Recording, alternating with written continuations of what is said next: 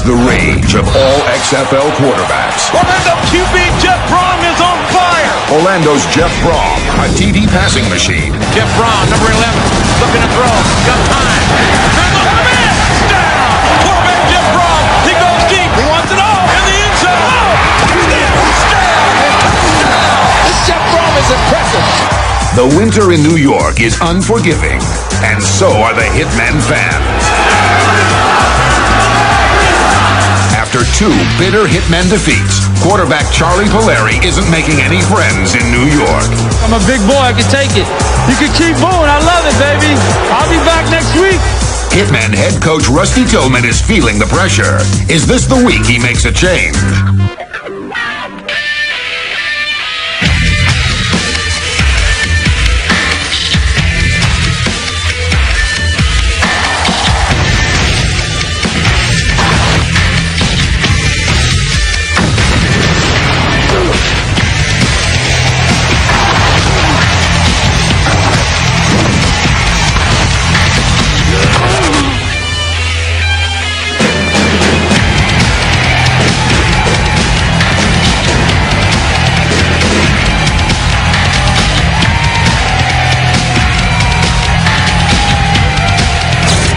Week 3 of the XFL blows into Giant Stadium as the Orlando Rage tries to rub out the New York, New Jersey Hitmen.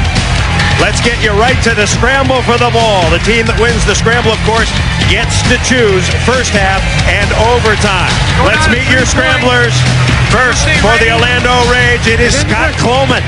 1-1 in competition. Coleman for the Rage. For New York, New Jersey, it is going to be the man, Chris Brantley. You hear referee Dennis Lipsky.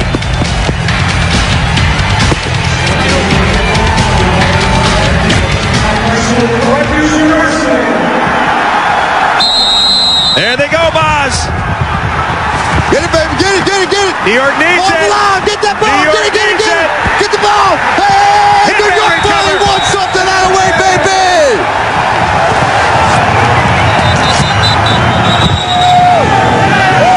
Hitman possession. New York's finally got something to cheer about, baby. Come on. This was a scramble, Boz. Hey, I tell you what, it's a slipper, it's an ice cube out there. This guy's just going after it. Out of way to go, Bradley. The difference in weather between Orlando and New Jersey, 71 degrees. The temperature in Orlando right now. Wind chill here in East Rutherford, New Jersey, 8 degrees. Yes, it is toasty. Hi, everybody, along with Brian Bosworth. I'm Chris Marlowe. Orlando, the last undefeated team in the XFL at 2-0. However, both their wins in Florida in mild temperatures. And, Boz, I have to ask you, what about tonight? How will the Rage respond? How will their star quarterback, Jeff Brom, play in cold weather? You know, if I'm Jeff Brom, I'm going to keep my hands in my pants as much as I can, because if you keep that puppy warm, it's not going to be a problem. To me, the problem is going to be in the field footing. I saw them during the warm-up. They were slipping out there during their warm-up, so wide receivers going to have a problem in their pass routes. Speaking of problems, New York has had trouble scoring points, and the cow chips have been raining down on quarterback Charlie Puleri. How much pressure is he under tonight? You know, New York fans want 2 things from their New York football team. They want blood on defense, and they want points on offense, all right? Defense has gotten bloody, no question about that. But if Puleri cannot get this offense some points, they're not going to boo him out of the stadium. They're not going to boo him out of the state of New York. They're going to boo him out of this planet. Well, last week, the fans were booing Puleri, but when he got the mic, he booed him right back. I'm a grown man, I can take it. They have their opinion, that's fine. We didn't win today, so they can say whatever they want, which is fine. I'm from New York, I'm a big boy, I can take it. You can keep booing, I love it, baby.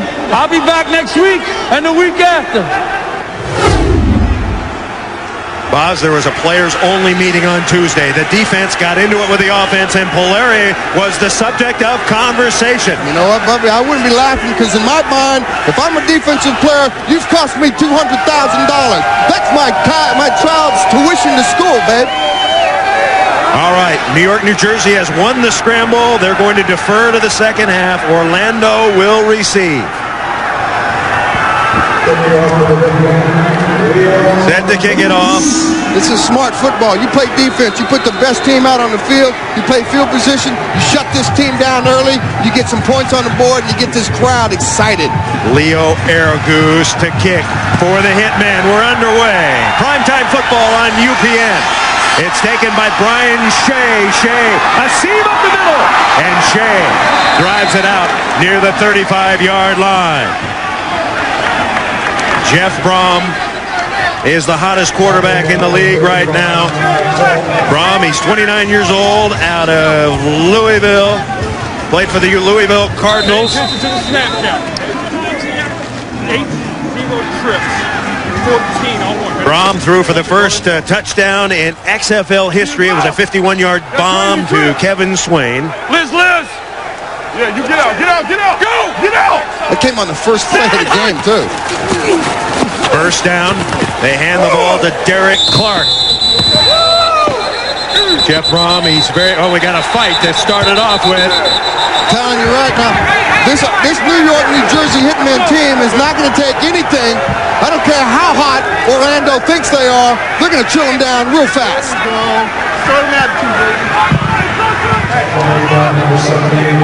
Now, we talked a little bit about the players only meeting on Tuesday. The catalyst right there. Chris Maumalanga. Let him run, bro. Right in the middle of the pack. The players needed to clear the air, and he was talking stuff, Boz. That's right. He was talking tongue and smack. It's a 2nd and 6. They are popping it down there. Derek Clark with the carry. Number 78, of course, is Chris Maumalanga, 6'3", 320. From Hawthorne, California. When he spoke, people listened in that meeting. There's no question about it. Yeah, the fact of the matter is, XFL is a pay-to-win league. All right, you got to play. You get paid when you win. They got to win. They want money. $100,000 a game in bonuses. 3 straight running plays. We've got flags down. It could be a face mask. Derek Clark had the carry. So running Derek Clark. You go back to that team meeting. It was a closed-door private session for the Hitmen. The defense were a little more. Face mask, number 93, 5-yard penalty, result of the play, first down. I think he's a little overzealous. He's throwing a little bit too much attitude around too early. Israel Rabon picked up the penalty. Going back to that players meeting, the defense was a little more than frustrated. You know, last week the defense gave the offense perfect opportunities to put points on the board. They blocked 2 kicks, had a pair of interceptions that resulted in 0 points. So Chris is hoping by challenging his offense, his teammates will rise up to the occasion here this week, put some money in their back pockets. Brom on first down. First pass, flushed out of the pocket. There he goes. Remember, if you slide in the XFL, you are a legitimate hit target. Ron Merkerson driving him out of bounds.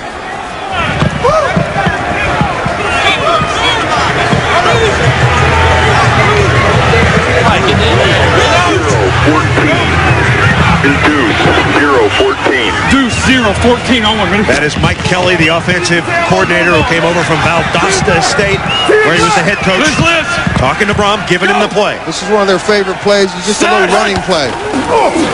2nd and 7. That went nowhere. Hitmen with the big hit. 3 of them in on the play. Tim Beauchamp. Tim Beauchamp's made 2 great plays early on this game. I'll tell you what, he's coming to play today.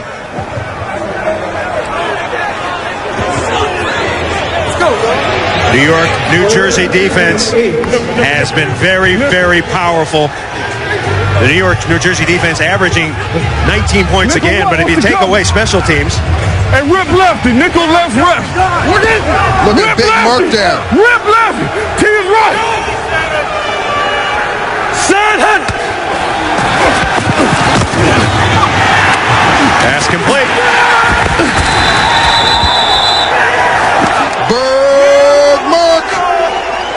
Leader of the whack pack right there, baby. Ferguson, his 2nd tackle.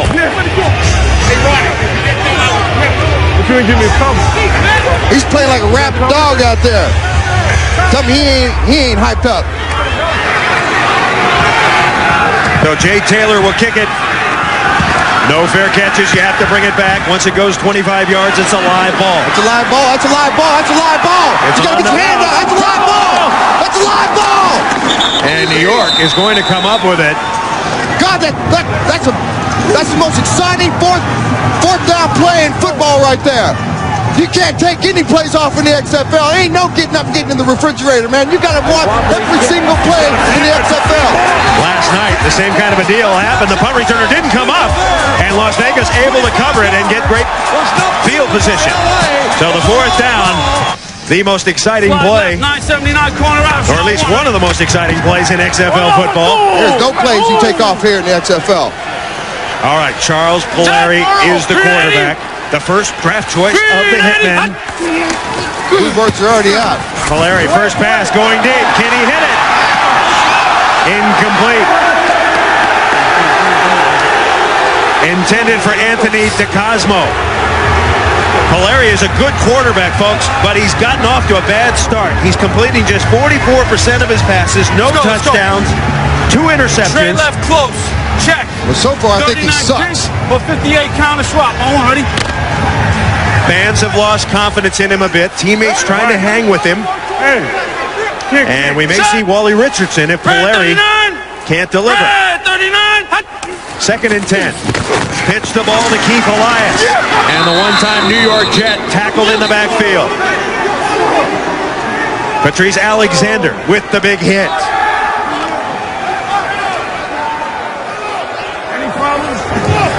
Rusty Tillman, the head coach for New York, New Jersey. We talked to him yesterday, and he was really frank with us. He said if Puleri looks at least a little bit out of sync, he's yanking him out of here.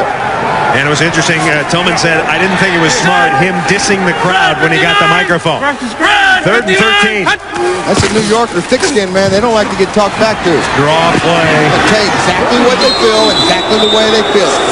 Fans don't like that play call. Keith Elias for a short gain. So maybe the boos aren't all for Puleri there. Maybe they're giving a little bit to Rusty Tillman. Well, you know, Rusty told me yesterday they were going to try to air it out and take some shots early. If that first play was his shot, then maybe he should be shot, because that can't be it. You can't just throw the ball one down low and think that's all you can got. Aragoose the kick. Skinny Culver is deep. Yeah, Skinny is deep. A 6-footer who weighs 150. He's got to catch it. He's got to bring it back. That was a bomb. Skinny at the 20. No, at the 33. Skinny trying to pick up. Oh, a murder. Oh, he got here home. Skinny was flattened. Number 54. White tag number 54. Jimmy Clements. 52-yard punt. Skinny is hammered. We're coming back. First quarter, no score between the Hitmen and the Rage. At number 78, Chris Mao Malonga. He's a big Tongan. He likes to talk Tongan smack. What is Tongan smack? Listen. Tongan smack. How's your sister doing? I'm gonna kill you. I vote for number 2. Oh, man. You don't want to trust somebody who can say that to you in another language and smile at you. That's Tongan smack. That's what he was given in the meeting on Monday. 15 alert. On, ready? Mao is 6'3", 320 pounds out of Kansas. Both teams have had a possession. No score. First quarter. Jeff Brom, the quarterback. Derek Clark, the running back. Brom on play action. Has a man wide open. Incomplete, and the marker is down. Bad pass there. He was looking for Terrence Houston. You know, it looked like Terrence Houston slipped on that, but also Jeff threw that a little bit behind Terrence. He's got a flag on that play. Going backwards for Orlando right here. Now, in case you're wondering, the field is partially frozen. We have seen some slipping in warm-up spots. You pointed it out, especially on the outsides of the hash marks. You know what you got in the middle of the field? Number 86 of the offense. The receiver was covered up and then went downfield as an ineligible receiver and then touched the ball. By rule, that is offensive pass interference.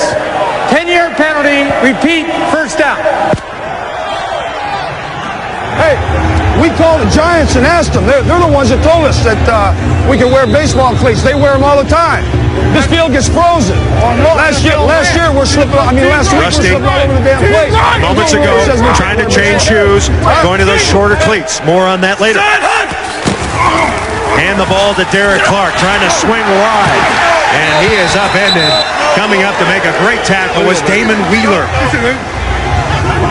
Wheeler out of the University of Colorado, one of the starting corners for this New York defense. Pretty good defense, don't you think, boss? It's a great defense. I mean, they have gotten bloody all both games they played so far. And Wheeler coming up from his corner position did a great job of force on that play. Shit, Nico Ossie, 22, peek. 22. Checked over there. To your left. To your left. Rip, rip, rip, rip. Go. Son. First and 20. Brom with time. Dumps it over the middle, incomplete. Diallo bursts. Couldn't hang on. Coach, you just caught some of the New York players had metal cleats on. What should be the ruling there? I don't know. The officials handled it.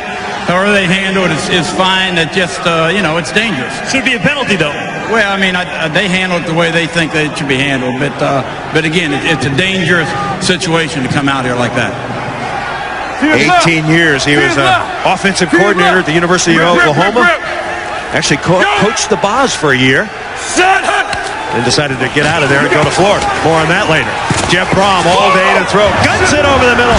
Pass caught. We're seeing some juggling, Boz. Mario Bailey makes the catch. Is that because of the cold weather, the freezing hands? They'd be lying if they're saying coming from 80-degree weather, which is where they practiced last week, coming to 10-degree isn't affecting the way they're playing. That ball's coming out. I know it's hitting them in the chest plate like an ice cube, so they got to get their hands on it, and the hands are frozen. They don't feel the ends of their fingers. Not enough for the first down. So Jay Taylor will kick it. Plenty of room.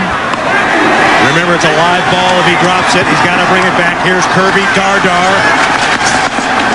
And Dardar is wrestled out of bounds. I mean, you can look at him out there. He's out there slipping and sliding like it's ice, and that's the problem. The middle of the field is grass. The sides are sand. But the outside is ice.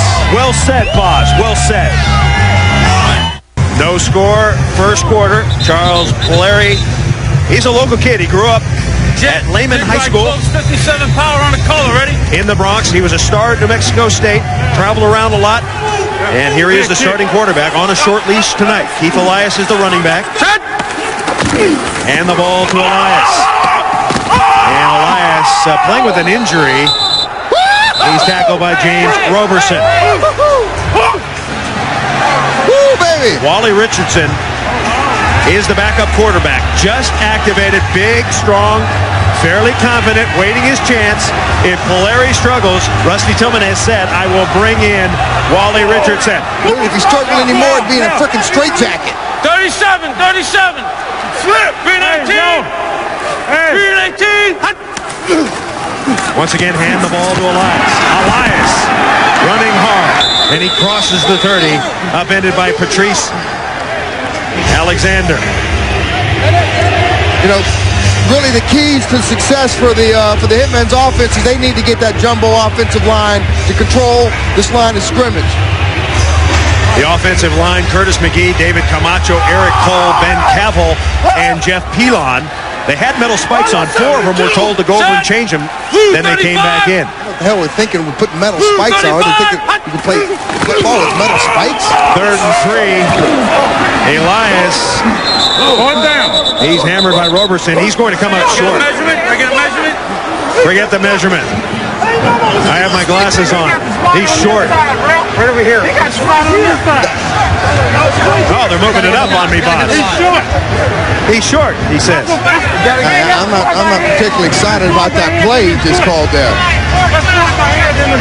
They had to get to the 34, and they look like they're at the 33.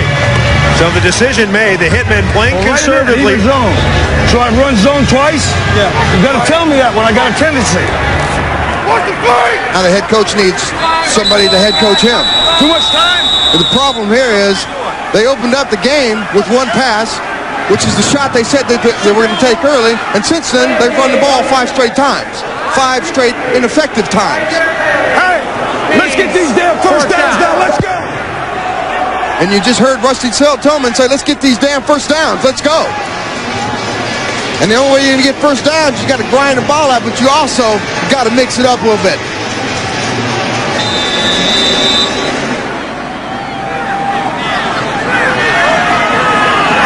Leo Araguz to kick. Ball is live if it hits. That ball's live if it hits. And it's picked up. Skinny Culver goes over and gets it. Throws the flag down there. Hold up. And this is a penalty because the ball went out of bounds on a punt without it being touched by the receiving team. Whole idea is to keep the ball in play. The ball was kicked out of bounds. By rule, it will be advanced 10 yards from that spot. First down. You got to keep the ball in play. Got to keep the ball in play. No score here in the first quarter.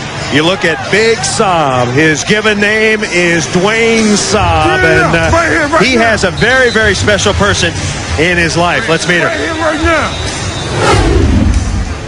My mother's a single mother. It was rough for her to raise 3 boys here in Jersey City. She worked long hours, sometimes 8, 10, 12-hour days, and then at nighttime she attended college. She did what she had to do to make things easier for us. You know, she worked hard, put us through private high schools. Jersey is a tough town. It's a very tough town, especially with 3 young big boys and a single mom. It's great being here in Jersey playing for the Hitmen. Have the opportunity to be here, to sleep in my own bed, eat my mom's cooking. Dwayne picks as I cook. As I'm cooking, he's in the pot, so I'm always smacking his hands. You know, some people talk about the pay. I don't care about the money, just the fact that I'm here spending time with my mother and being around my family. That's all the pay in the world that I do.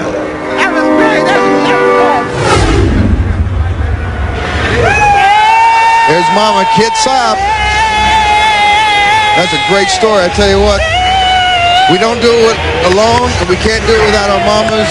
I like to extend my mama, and I love you. I gave my daddy, I love him on the first game we broadcast. I love my mama too, I tell you what. And this right here just shows you how important it is for a player and his mama to enjoy their dream together.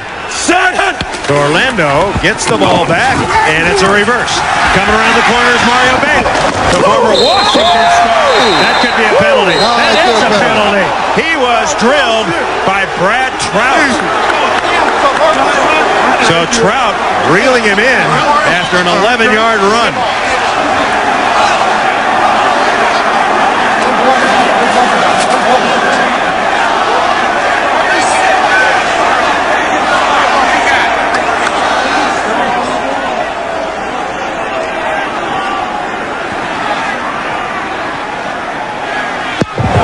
Come on, give us the call. Personal foul. There we go. Number 36 in the defense. Late hit, out of bounds. 15-yard penalty, automatic. Okay, it was on Trout. No doubt about it. No doubt it was Trout. Brad the Brains Trout. Here's Saab. He just gets sucked up inside. You got to stay at home. That's your outside containment. It's great pursuit, but you ain't going to outrun Mario Bailey to the corner. I don't care how big and fast you are. Even Mama would say, containment. You got to stay home. Orlando will run the draw. Mike Black. And Mike Black with a fine run. Black is 26 years old out of Washington State. He is actually the Rage's top rusher. They have 3 good running backs. Yes, they do, and that's going to be part of their keys to winning, and they got to continue to run to win on the road. They second in the XFL, averaging 132 yards a game running the ball. 8-0-960 choice on one. Ready? Jeff Brown should be able to challenge this New York secondary. Their corners take a lot of chances, and their safeties are slow. Rip. Rage got 8. Go!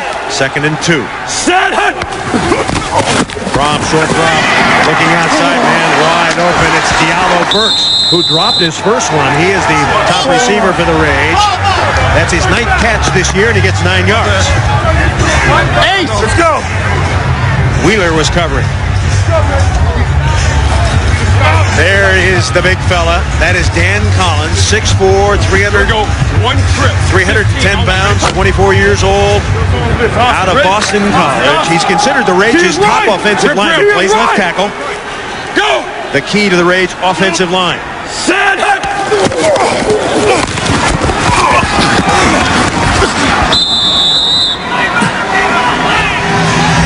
As the Raids continues to just pound the ball down in the red zone, to go back, their success in the red zone has been a red zone Raids. They're 5 for 5 in the red zone. They've come away with 5 touchdowns so far this season. Mike Black had the carry. Now we're talking about Dan Collins. He's a very promising young lineman at Boston College. He actually got caught up in the BC gambling scandal in the mid-90s. Last night we talked to him. He said, look, I was stupid to get into it. I was stupid to get caught. Brom rushed and he's set. He is set. The big mark comes up the middle. Leader to whack Pratt. I think he's got a contract out on Jeff Brom tonight.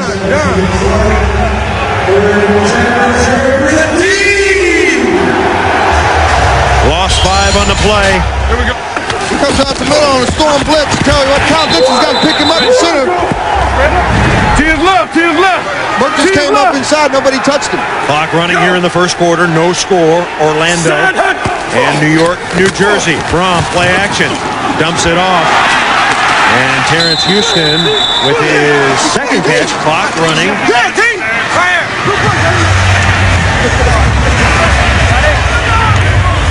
So Brom starting to heat up just a little bit on target. His last 3 passes. Guess what? That's the first time they've been in the red zone and they haven't scored a touchdown now. So it's going to be a 4th down situation. And the kicker, Jay Taylor, comes on. This is a win for the New York defense if they can keep them off the board here, at least from the 6-point. 29-yarder. Taylor's made his only other attempt. And it's right down the middle. Even though it's 3, that's still a victory for New York. Now they have to come back and answer. Puleri's got to get the monkey off his back. Charles Puleri under fire from the fans, under fire from his coach. His teammates are down on him. They're booing him. They see his image up on the Tron. Hey, I love his attitude at least. At least the guy knows that he's got a problem. To be fair to Puleri, how about calling some pass plays to let him see if he could do something? There's no question. Anybody can handle it. He's got to loosen up the first stretch there and let out some of the money. Orlando leading 3-0. Kirby Dardar. Dardar breaks the tackle. This is it. Dardar. This is it. And Dardar out to the 45-yard line. That's exactly what New York's need. A little fresh breath of life there. 37-yard return. Brian Shea making the tackle. Now, I talked to Kirby Dardar before the game, and he told me he's looking to have a breakout game, and that right there is the first play to get in that breakout game for him. The New York offense has been anemic through the first 2 games and a quarter here. Takes 2. 58. Averaging just 6 points a game. Green 18. Green 18. Larry's got some time. Dumps it over the middle. Pass complete.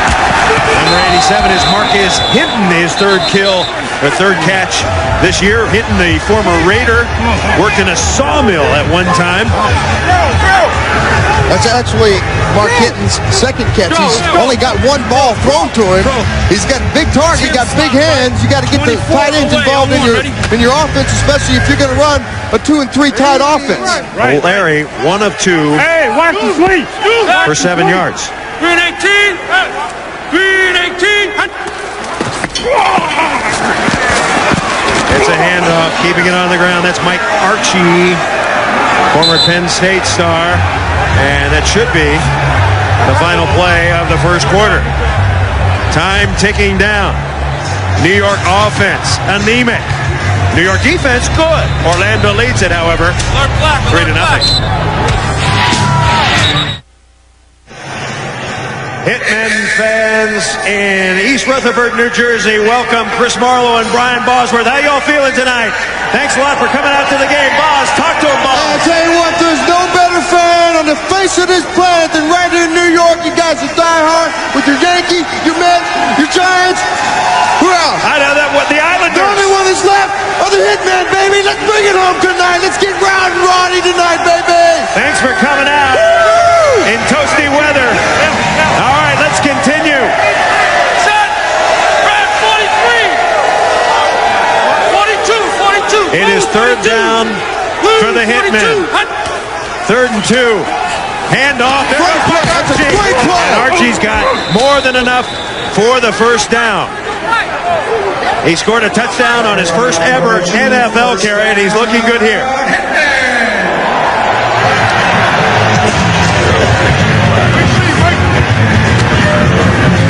Let's go flank left. Take 35 gut. Naked. 706 flat. Boss, Hitmen rolling a little bit. They just got their first down. You got to open it up. This is an important drive for not only Hitmen but Puleri as well. Green 18. Green 18. Fake to Archie. Puleri looking for someone to come open.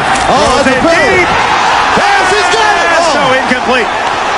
Pass incomplete. He got a late bump on that. He could have thrown some laundry on that.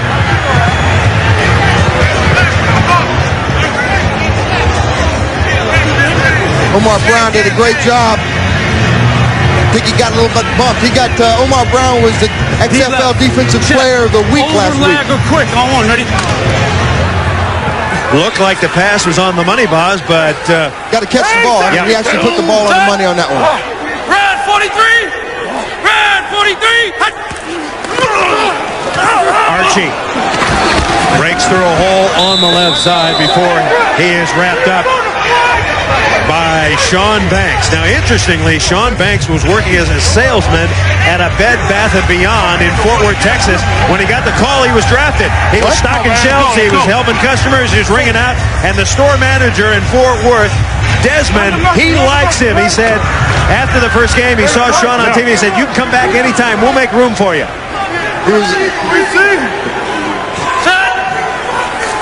Sean Banks at Bed Bath & Beyond. 3rd and 7. Little swing pass. Breaking a tackle is Michael Blair. And Blair out of bounds. That's going to be another first down. Well, your Bed Bath & Beyond Employee of the Week just missed the tackle there. A very rare miss for Banks. I guess he was counting the towels and the linens on the shelf.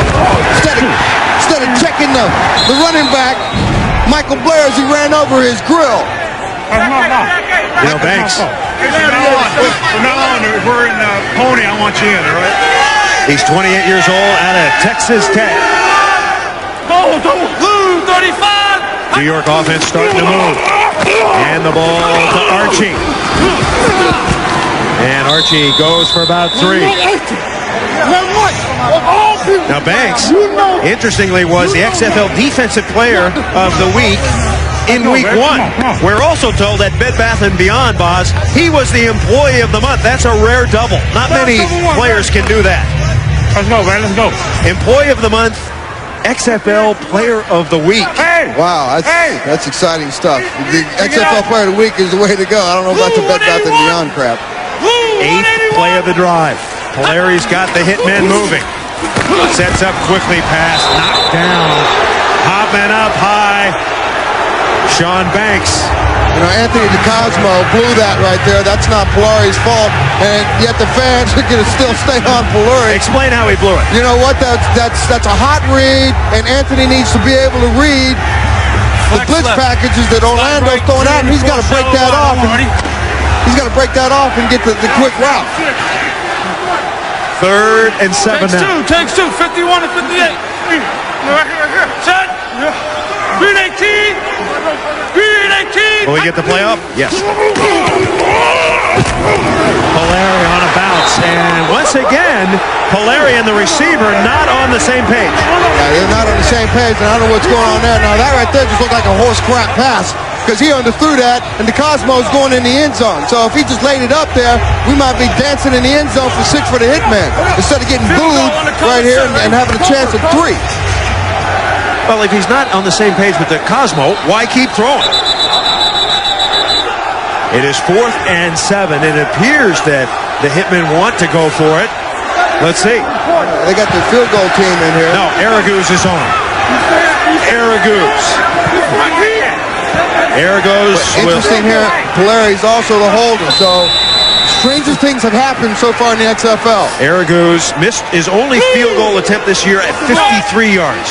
This is a 42-yarder. And he's going to squeeze that in. Yes, sir! Off a frozen field, Leo Araguz hits from 42. The Hitmen have 3. The Puleri got 3.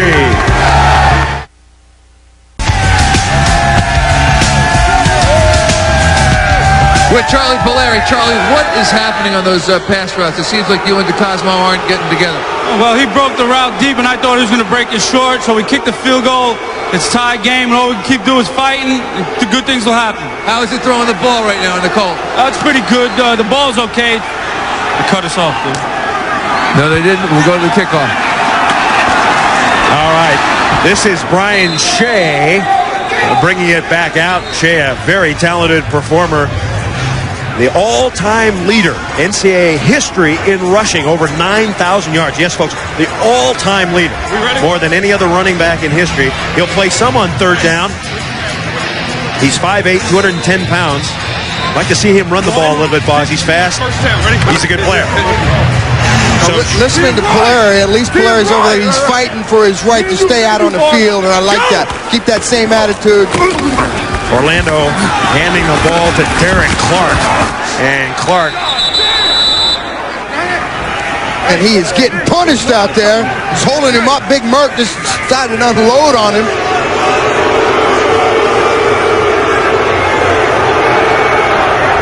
Big Merck there. Going up with an Army brat. To his right. Single. Me and you. Go. Ball. Brom. Nice pass. But it's a short gainer. Mario Bailey gets 5.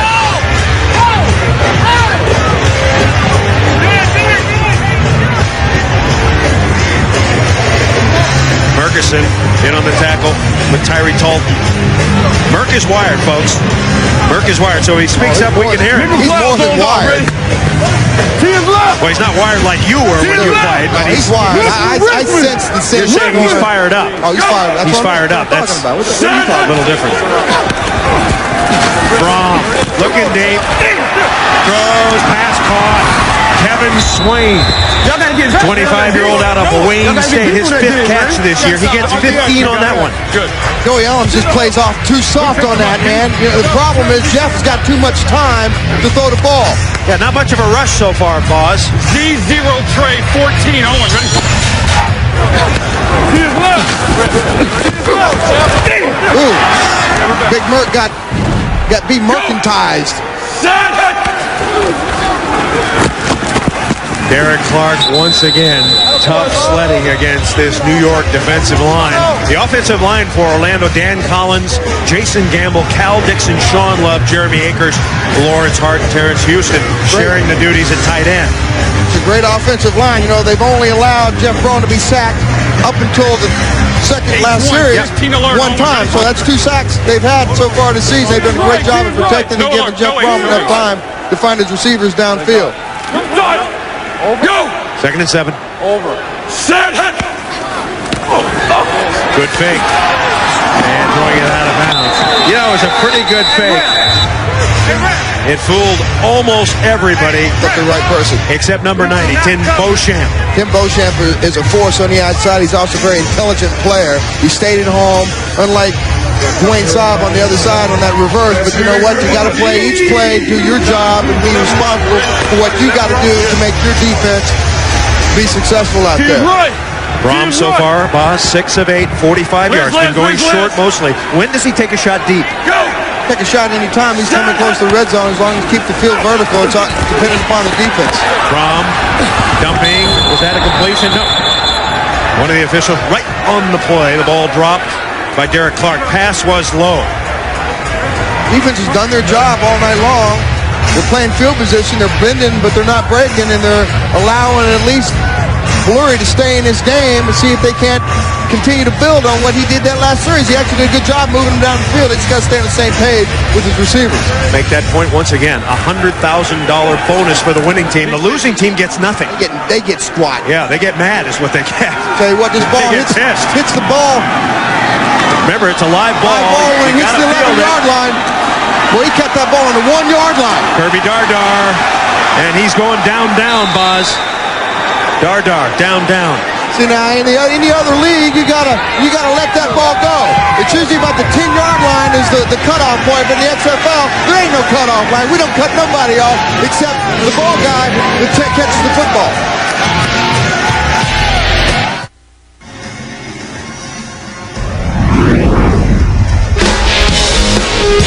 Hi, I'm Leslie. You may know me as a Hitmen cheerleader, but one of my other talents is creating storyboards. I illustrate a director's vision before it ever goes to film. Whether it be a Jennifer Lopez video or my own visions, this Brooklyn born and bred illustrator likes to bring flavor to the game.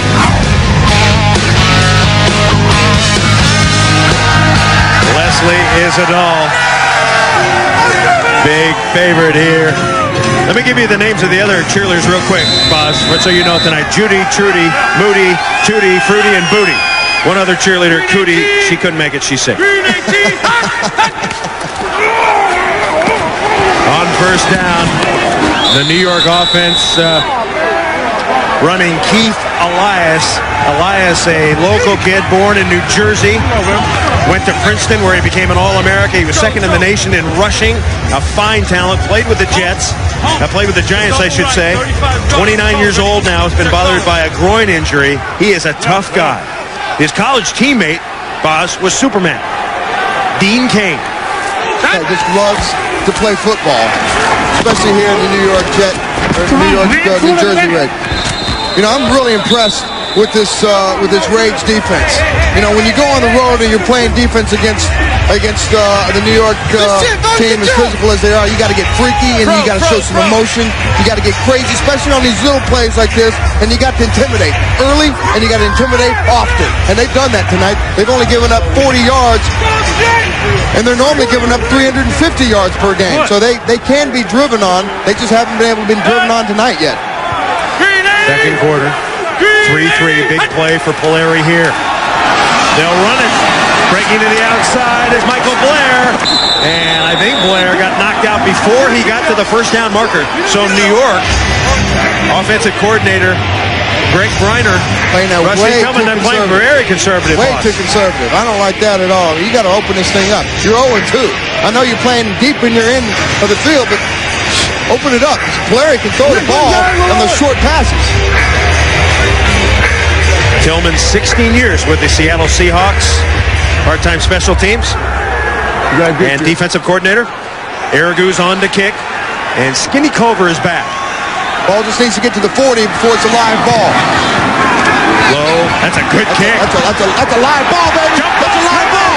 Get that bunch of live ball. New York had a chance at it. New York has got the ball. I love that play. I love fourth down in the XFL.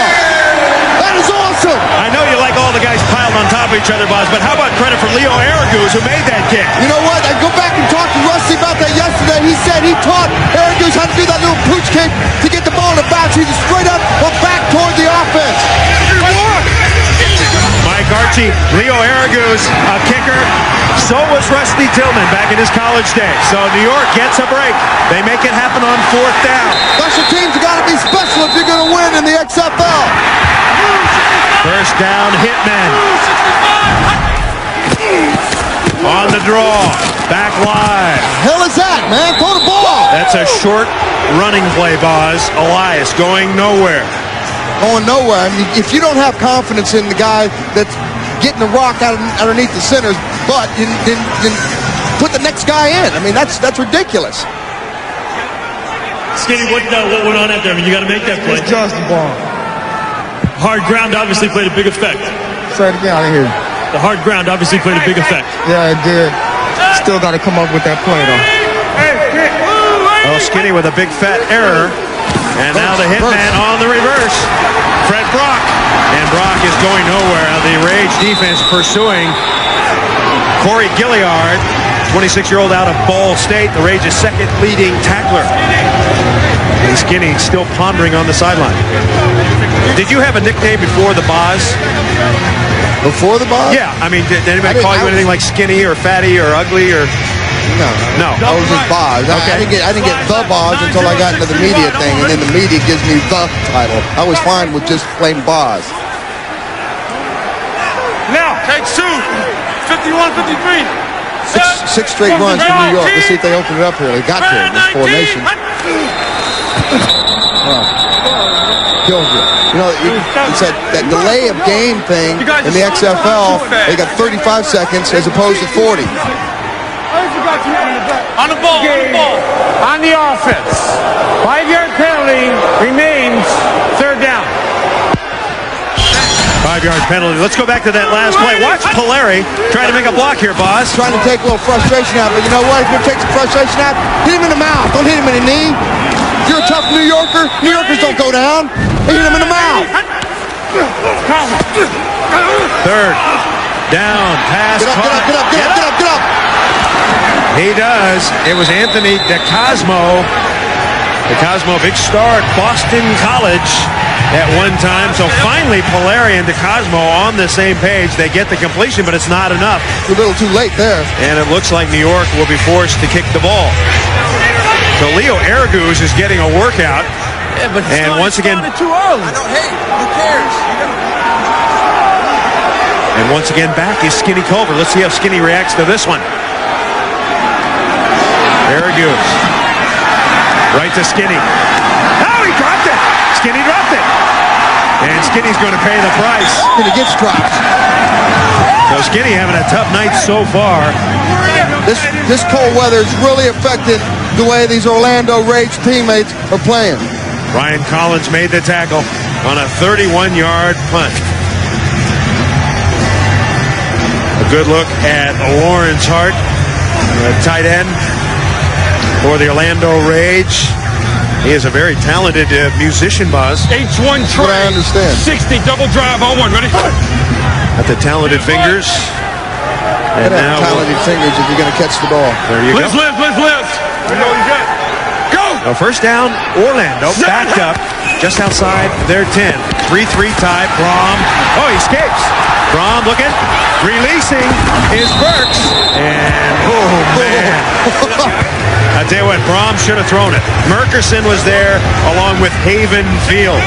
Babyface Fields comes up, Cole Cox Brom. I mean, in the XFL, quarterbacks they're live meat too. There's no sliding and thinking you're going to get away with that nine. Now, he didn't want to wear that jersey. His teammates gave him that name. That's the way it's supposed to be. When you come into professional football, you're given a nickname. You don't just take one like He Hate Me just took one. You get a name because the players give you one. Tell you what, He Hate Me did a pretty good job for doing it on his own. Orlando Rage will run Mike Black. Seen a lot of Clark, a lot of Black, and some of Brian Shea. Baby boy, how did he get it? Listen to his teammates. They call him Baby Boy because he has a nice little baby face. We went to the movies last week and they thought he was 13 years old. He's a baby boy because he's soft and he gets like a baby. I don't play like no damn baby.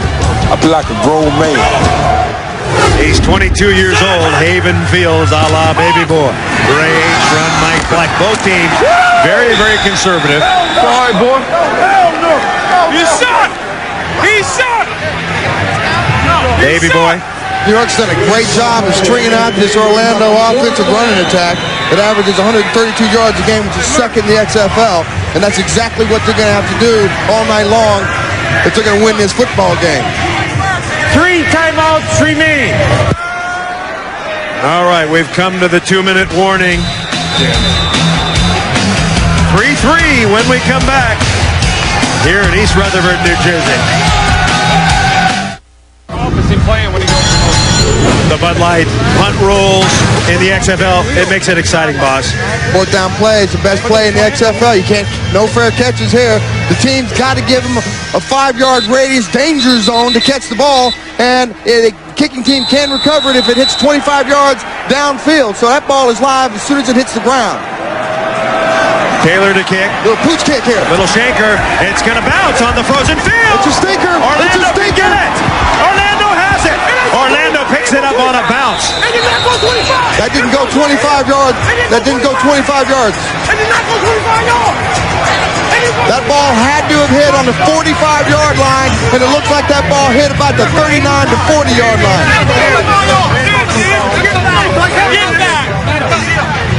We think it was short. think, man. I got good eyes. I had radio keratotomy. I know what I saw. You're very good, boss. The ball hit the 40-yard line. So the official's trying to figure it out. The ball was It has to get- illegally touched at the 39-yard line and did not go 25 yards. Therefore, by rule, first down, New York. The ball is placed where the ball is touched. Good idea, though, Boz. Just didn't bounce far enough. Kind of bounces backwards. It was an 18-yard punt. Yeah. And then go 25. And then not go 25. There's one guy on that team that knows the rule, Boz. He knows how to count. He's obviously from Oklahoma. The problem is the punter changed the way he kicked the ball. If you just kick it sideways. Okay, now a golden opportunity for the Hitmen. 1:48 to play. Puleri stays in as the quarterback. Oh, and the pass is complete to Elias, but he is racked. Oh my God, James Burgess read that screen pass perfectly. He's one of the most athletic linebackers of the Rage team. They call him the pain doctor. Look at this. He saw the play, came up, got him underneath the offensive lineman. Boy, did he pay the price. Talking about reaching out and touching someone. That's what I'm talking about, James Burgess. XFL, baby. Knock out. Yes. Yes. Burgess had 10 tackles last week against San Francisco. Clock to 1-3-1. Going to adjust the clock. Thank you. They added 3 seconds. Yeah. Burgess out of Miami, Florida. He's making big plays all year for the Rays. 56 is coming. Set. Red 80. Red 80. Blitz.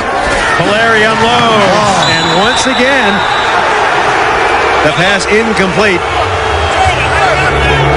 Looking for Fred Brock. Hey, that's it. That's it. Hey, that's it.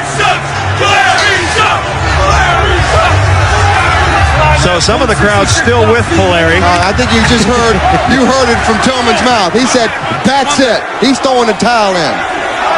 And that really was a bad throw by Puleri.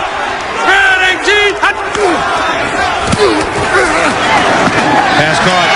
Fred Brock. Brock gets a block. Puleri has completed 5 of 10 now for 30 yards. But his misses have been real bad. That's the problem. Yeah, but not all those misses have been his fault, Boz. That's true. What is Greg feel about going? When are they going to line up there?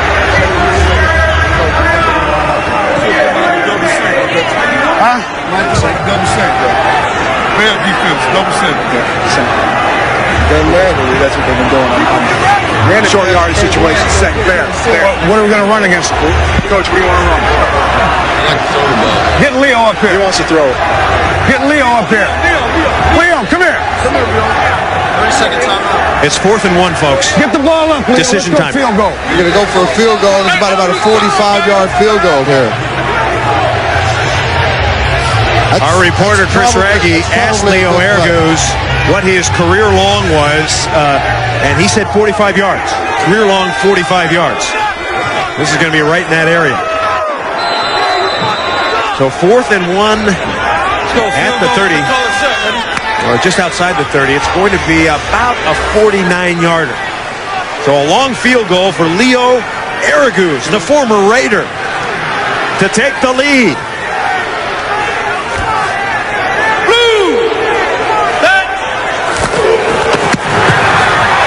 It's going to be tight! No, it's short. So just out of Ergus' range, and the crowd doesn't like it. Time alert! Time! Where's up? What do they got? Let's go down. A reminder coming up at the half. Hey, let's go down. XFL All 22. Access. Brought to you by Burger King. We'll take you inside both locker rooms. An unfiltered inside look as the players and the coaches break down the first half. You don't want to miss Burger King's XFL All Access coming up at the half. So Orlando gets another opportunity. 59 seconds, Boz. Do you let it all hang out here or play it conservative? You would like to let things hanging out, don't you? Let's sit on the ball. Let's go. Draw play, Mike Black. And we've got a marker down. Black is dragged down. Dragged down, dude. He is thrown down, slammed down. Yeah, this big Murph. Baby. I'll open to pick it up in a minute, baby. We just got to stop him every play, baby. Every down. 3 and out. 3 and out. We need 7 points. We done gave him too many gimmies. No more. No more gimmies, says James Burgess, your guy, Boz. He's another one in the long list of nutty linebackers. He's from the University of Miami. There's some great linebackers that came out of the University of Miami. There's a great one that came out this year. We won a Buckus Award. So they continue the long history of tradition down there. Give a shout out to my homeboys. First down. I tell you, that guy's got a mouth so big you could stick a banana in sideways. I mean, he's a talker. 960 choice. On one. Ready? If you believe in what you're doing, you can talk all you want. I talked all I wanted. As long as I could back it up, I got no problem saying what I felt. And look where you ended up, Boz. 2 broken shoulders left out. I got great memories of the game. Brom. And I think that's incomplete. Kevin Swain. You can hear one of the New York defenders saying, I don't think you got it. I don't think you got it. Yeah, man. They try to find Joey call out here, calling head to the face. That's the difference between what's up and what are you doing? You know, interestingly, Joey Ellums was offered, Boz, a full-time job as a pharmaceutical salesman by a major drug company. He turned it down. That's something you would have never done, Boz. The guy could be out there right now selling drugs and making money. There you go. The guy's an idiot. All right, Brom. He's in trouble. And finally, the Hitmen do what they're supposed to do, Boz. And look at that. There's 4 Hitmen back there. They all got a piece of Jeff Bryant's second sack tonight for New York, and that's exactly what they got to do. Saab, Raybon, and Beauchamp converging on Brom. Lost 10 yards. 15 seconds to play first half in a 3-3 tie. Don't be scared. Keep in mind, the Rage are undefeated. The Hitmen are winless, but they're playing on even ground, and that is going to be the final play of the first half. Coach, who's your quarterback in the second half? You'll see when we come out. I think we'll make a change there. So, Wally Richardson in the second half? That's good. You figured it out by yourself, huh? All right, Wally Richardson in the second half. He knows him. He must know Michael Barkan. Yep. You hear that? There will be a new quarterback in the second half. You have taken their starter out of his game. You gotta love it, baby. This is the XFL, baby. We dominate. We're gonna shut him out. We're gonna get this quarterback and shut him out too. We just gotta come out and play execute defense, and that's what we're doing.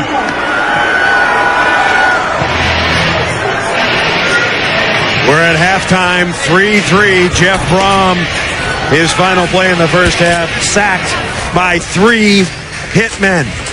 We're beating ourselves, baby. Let's go. So now we're inside, of course, the Orlando Rage locker room. Ain't got much now. All right, we're going to take a short break. When we come back, XFL All Access, Burger King, home of the Whopper. Stay with us. 3-3 at the half.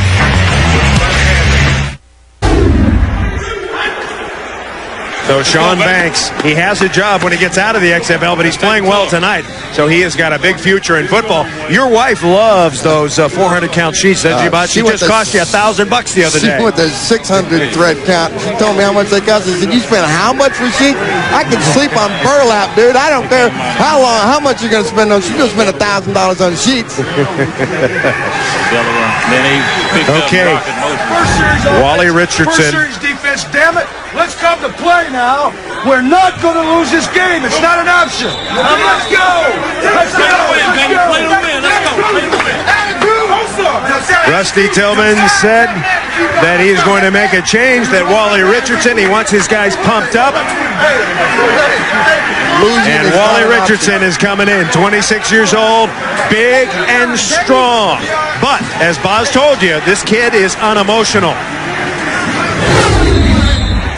Maybe because I don't show a whole lot of emotion outwardly, that it's not because I don't care. It's just that I find that I react better to situations when I'm calm and have my senses about me.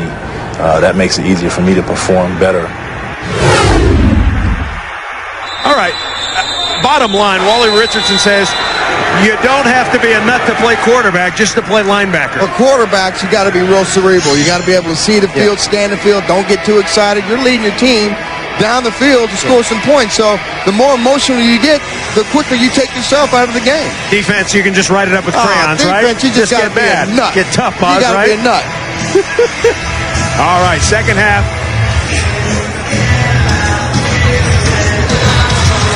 All right, guys, we just had to start the second half. This is what I love about halftime. It's freezing on the sideline, but I get a chance to come here, mix with some of the locals. That's always dangerous. Hey, shush. Quiet down. Save it for Puleri. I want to ask you guys something. Dina and Morgan, these guys are XFL football fans who were here last week. You brought the comforter. You know how to bundle up. You having a good time? Yeah, we're having a great time. I'll tell you, football does not get any more in your face than this. It's completely extreme. Woo! They've been saying Puleri, you know what, Puleri, you know what. I thought they were saying Raggy sucks. I'm glad that's not the case. Back to you guys. Nice job, kids. Keep it up.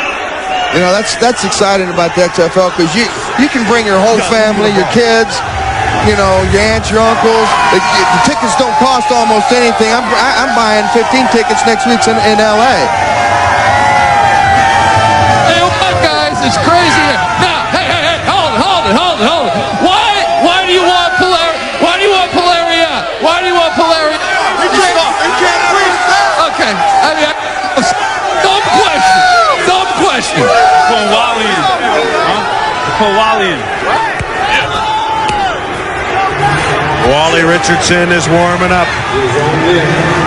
All right, we hope you enjoyed it. This has been an XFL All Access Pass presented by Burger King, home of the Whopper. Lots of stuff to chew on, Boz, in that particular halftime.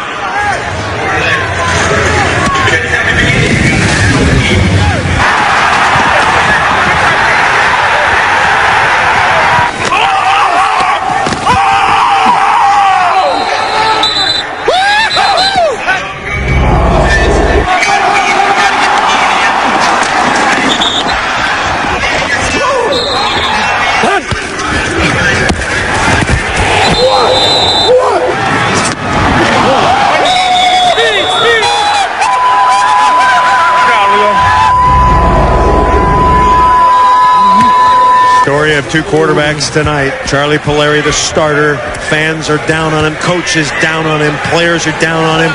And now they're going to bring in Wally Richardson, a talented player. He's only thrown 4 balls so far in the opening game. He's got a lot of talent, but Boz, his problem is he's too structured. He doesn't let it all hang out. His structure comes from his family and his background. You know, his father, he wanted to play football so bad that he had to beg his father when he was in 7th grade, and his father said, the day you can do 50 straight push-ups is the day I'll let you put a hat on. Say we go flex right open, you know he's coming. Okay. So if you have to go speed or anything, I got one speed. Right. Marcus was in the pattern, I got Kim, there's nobody to block. Right. So you do. I tell you what, I'm a fan of Puleri. I thought he played okay, and I like the advice he's giving Richardson. That's a live ball on the kickoff. Orlando not down there, and there it goes. There it goes. Woo! Butler Minote. That's the way to open up the second half. What happened to the Orlando coverage? 37-yard return on the kickoff. The coverage was not there. Minote, he ran 20 yards before a white shirt showed up. You know what it was? When you have a fumble sometimes on a special team play, all the guys are coming down in their lanes, and it gives a chance for the blockers to get a hat on somebody. Right, quick slide right, 166, block seam, on one, ready. I like this. Open it up right away. You got a new quarterback in there. Go ahead and air it out, man. Set. Red 88. Hitmen on first down. Richardson throws, and the pass is nearly intercepted. Wonder what kind of a reaction he'll get if he throws a pick, Boz. Well, that ball was tipped at the line of scrimmage, so, you know, when the defensive lineman can get their hands up, tip the ball, it gives the defensive secondary a chance to pick that sucker off. Here we go. Listen, we got Trey right, slide right, 655 wide, shallow, on one, ready. Richardson, one of Penn State's all-time best. He's fourth on the Nittany Lions all-time passing list. He's got a gun. 51 and 58. He's got a gun. It's a question whether Rusty will let him air it out. Just the start of the third quarter. We're tied at 3. Rush. Richardson throws a nice spiral, but there's nobody there. Anthony DeCosmo was in the area code. Ben Huff comes up inside the middle, puts some pressure on Wally Richardson. He had to run for his life out there just to get the ball off. Halftime stats presented by Miller Genuine Draft. Buzz, both these teams are not quite lighting it up. Well, you know, it's still early in the season. It's also very cold out here, so it's hard to get offenses cranking and get them hot when it's cold like this. Wind chill has driven the temperature down. The field is frozen, and the hitting is hard. That's a pass. It's complete. Anthony DeCosmo. You know, DeCosmo, interestingly, Buzz, a 49-foot triple jumper as Puleri. Wow, I tell you, these fans, I tell you what, they are on him hard. That was a good job, though, just getting the ball off. Omar Brand came up and smoked him right there in the backfield. So Leo Araguz will kick it to Skinny Culver. This has been the most exciting play in the game tonight. Araguz to Culver. That's a high one. Ball straight up in the air on that one. What a kick. Skinny. Oh, you'll get a flag on that one. Oh, man. You'll get a flag on that one. There's a fight.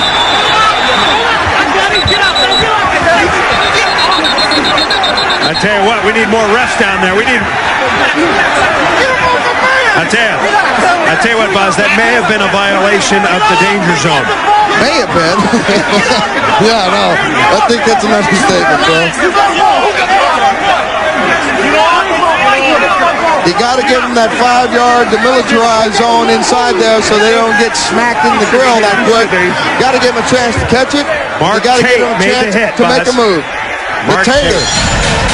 You got to be tough to take this punishment. Woo! I tell you, the crowd loves it, even though it's going to cost them.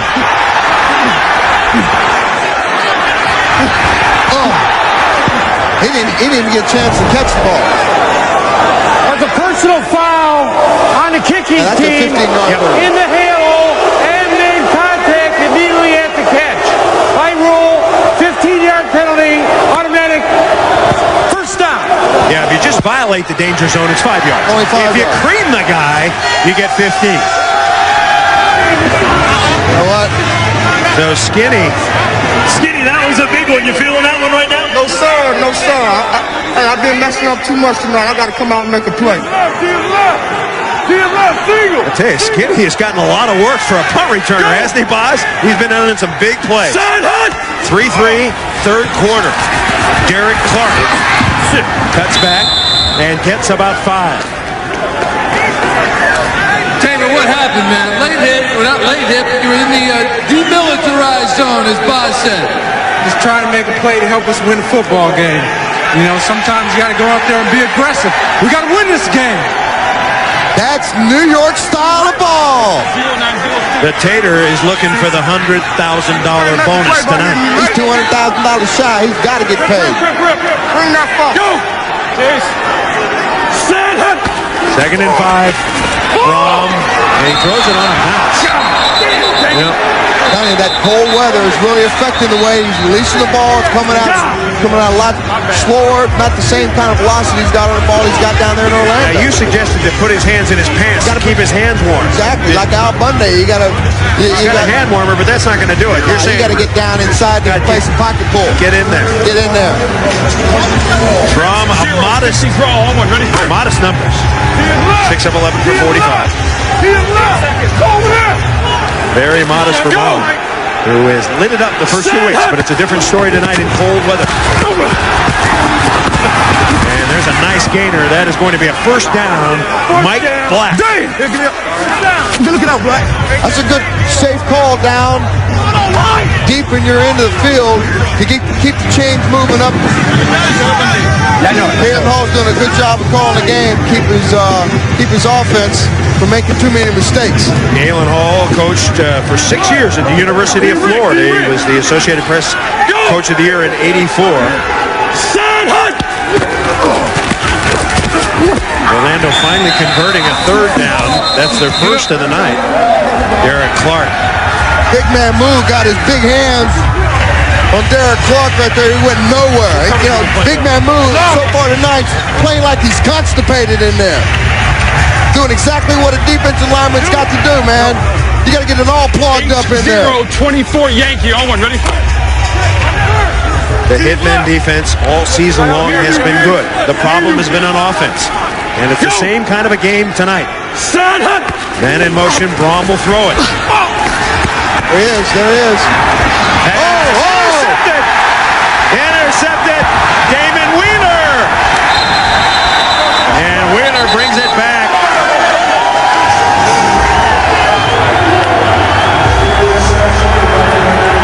Pass intended for Burks. He waited too long to release that ball. He was open over the middle. He just saw him too late. Damon Wheeler came up underneath the throw, did a great job. Damon Wheeler, that's why they call him Wheels. So let's see if the Hitmen can convert. I know what you were saying.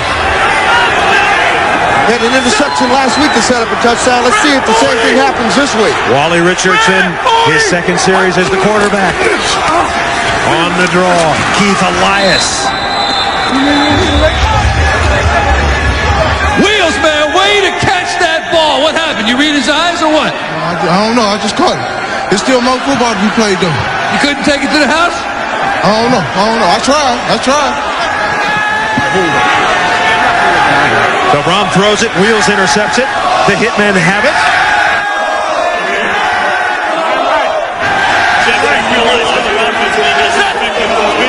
Mistake like that gives them a big opportunity. We just got to get things going on offense. On second down, there goes Richardson. There you go. And he scrambles for about 5, and the crowd likes that. And that's what I was talking about earlier. You got to, sometimes the play's just not there. The X's and O's don't pan out, and the Y's and Z's got to come in there. That way, you just tuck the ball and get what you can and keep moving down the field. So a big play here for the Hitmen. 3rd and 1. Here in the third quarter, we're tied at 3. Hope you're enjoying XFL football on UPN. Red 181! Red 181! Richardson will throw into the end zone. Incomplete. His receiver looked like he slipped. DeCosmo. You're going on the outside part of this field. I'm telling you, it's like ice out there. DeCosmo didn't get a chance. I guarantee you he was trying to go ahead and position himself to go ahead and jump and catch that ball. So now the Hitmen have a decision to make. Will they go on 4th? No, they're gonna try a field goal. I think down here deep in the end zone, well, you have 4th and 1. You know, when it's 3rd and 1, why not run twice, Boz? Why not run twice and pick up the first down? Okay. 39-yard field goal attempt for Leo Araguz. Araguz, he got it! Araguz for president of New York. Araguz hits it.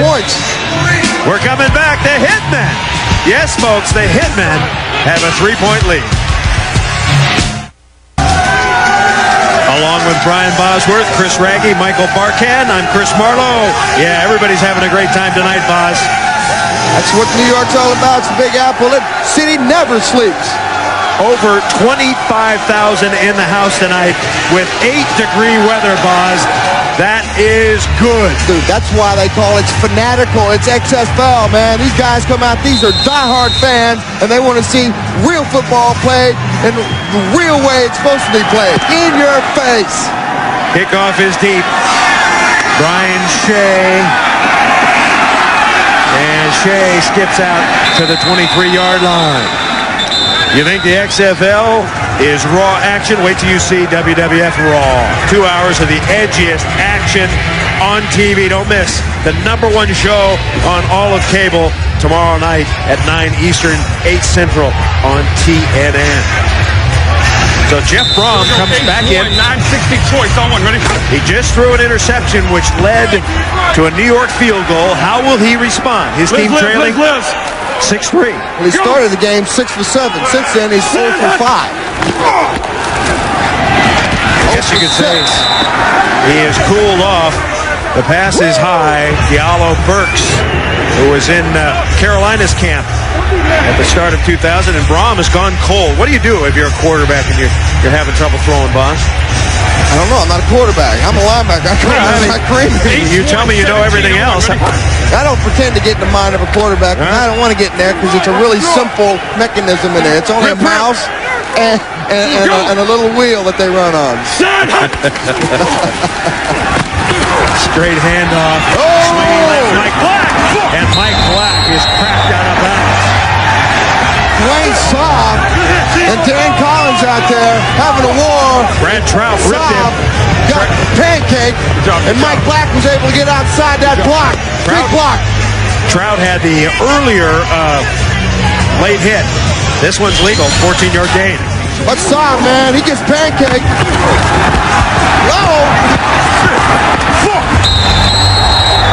Brian Trout has to come in. Anytime you got your safeties making plays downfield, that's not good.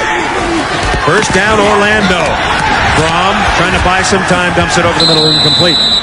He had Mike Black on a scramble play. Is he off? Caleb Hall. I don't want to see that play again. Look at it. He doesn't want to move. He's frozen. That's how you get the interceptions. He's got brain freeze. All veteran.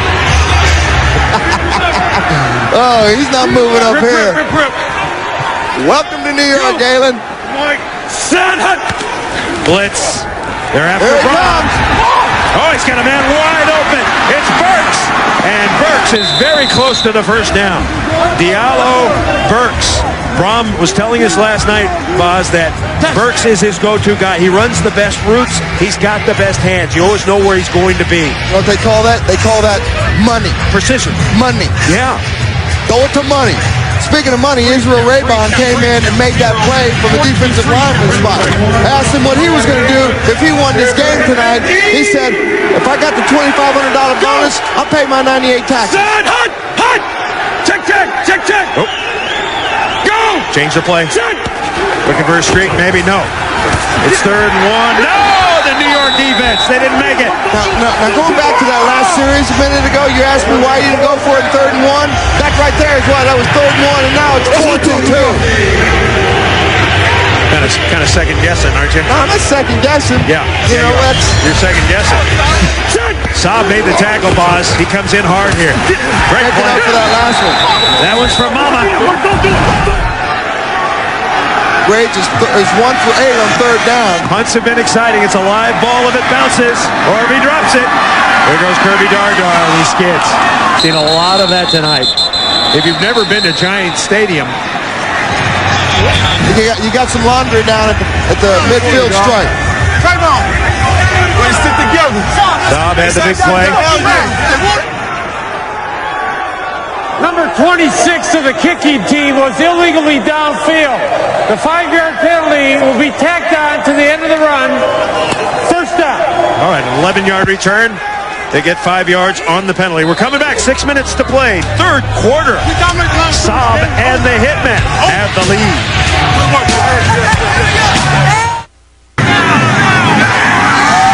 He can light it up, Boz.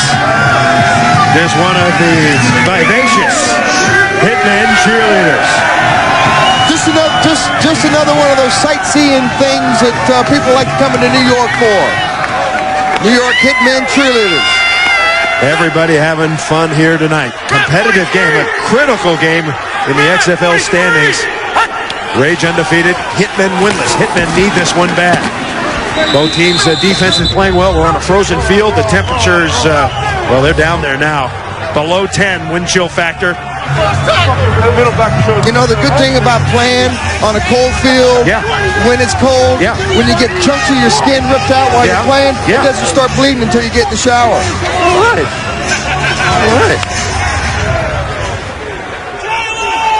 right. New York, Wally Richardson has played the entire second half so far after Charles Puleri went all the way in the first. You got it.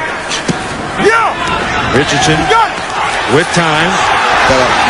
Rage falls down.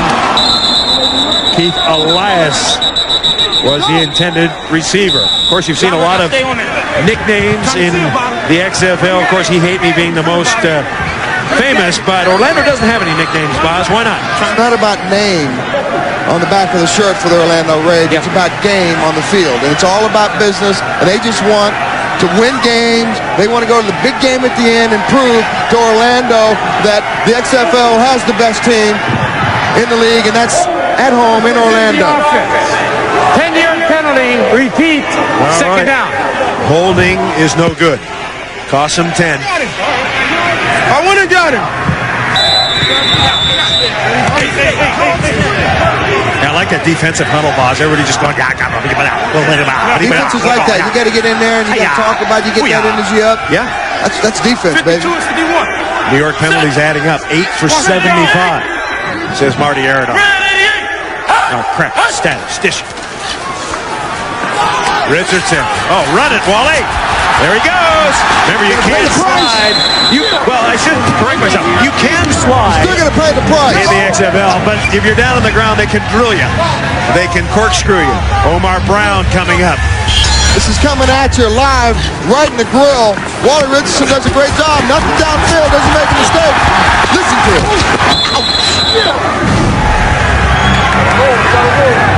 They might as well be playing out in the parking lot because that field down there is just like the blacktop out in the Meadowlands parking lot. 3rd and 11 now. If you're wondering, Richardson is 1 of 5 passing. 3 receivers out in the pattern. Throw. And the pass is complete. And that may be a first down. Oh, I don't think they got a very good mark here. It's going to be very, very close. Anthony DeCosmo. Yeah, the fans are chomping at the bit. They didn't like the spot. Let's see if it's close enough. Listen, here we go. We got twins left. Twins left. 35. Is that a first down? Yeah, they got a first down on that. They may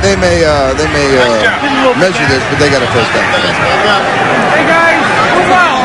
If they didn't get a first down, I'd hate to be one of those referees. Well, why measure if Boz says it's a first down? Because the referees are smart. They're not. They're smart. They're from other institutions. They're not keyed into my mic. These guys aren't from the Big 8. Ball's out of bounds. Let's see. Boz was right. No, I know how to read a big black ball. Boz was right. Yeah, let's push the pace. Get ready. It's only the 3rd first down for the Hitmen. Listen up. We got twins left. 35 got on the color. Ready? Kick. Kiss the mic. Kick. The gladiator is Michael Blair. He gets the handoff, and down he goes. You know, the field's got more tackles than the players do. Boz, you played some cold weather, obviously during your college career. What is it like to play on a frozen field? How difficult is it? I never played in February. The coldest I ever played was in December in Oklahoma State. 166. How cold was that? It was a frozen field. It was a glacier. 166. We were kicking the ice out. Okay. Let's tell you what. Color. Cold is cold. You still got to play in it. Just like we got to call in. 2nd and 9. Pump fake. Lobbing low. Nice play. And it's overthrown. Looking for DeCosmo. You know what? I like that, though, because what he's doing now is he's telling the Orlando Rage that I got a gun and I'm about to use it. I'm going to go ahead and pump fake it. I'm going to go downtown. If you don't guard my guy, we're going to be dancing on your face in the end zone. Here we go. My fault, Carl. New York leading Orlando. Flex left. Scat left. 866. Stop option. On one. 6-3. He needed to get a little bit more air into that ball, and he knows it. Haven't really seen a long completion tonight, have we? It's hard to get that timing. Red 88. Clock running. Red 88. And he doesn't get the play off in time. Delay of game on the offense. Delay will cost them 5. Remains 3rd down. No, the other thing that I haven't seen them utilize tonight is the middle of the field, which is really where the footing is. I think they should go ahead and use some speed. They got some speed down there. Slide left. 524 option read. On one. Ready? Go ahead and use the middle of that field and open up the middle. 11 penalties total. Spread the Rage's cheeks a little bit. 51 and 52. Set. Blue 88. Blue 88. On 3rd and 14, Richardson. First down. Zola Davis, the big play man. He had 3 catches before that one for 62 yards. He averages 20 and a half. Well, they should throw it to him more, Boz. They call him Seahawks. 20 yards on the catch. Did a great job coming across the middle with a footing is. Listen to that. Just get the first down. Let's keep moving the chains. A few more like that, Wally Richardson will have a load of confidence. Oh! And taken down after a short gain is Michael Blair. Omar Brown coming up and making a good tackle. Omar, I tell you what, when he comes up, Boss, he means business. Dude, he just downloaded some serious hardware. And that hurts in the cold weather.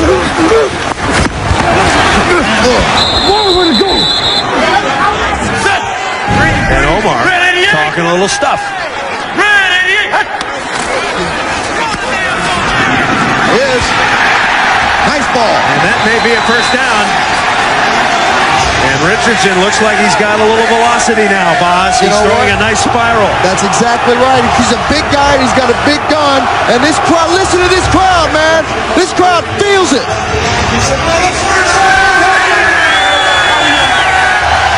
Fast Freddie Brock. It doesn't take a whole lot to get a New York crowd excited. Just show me something.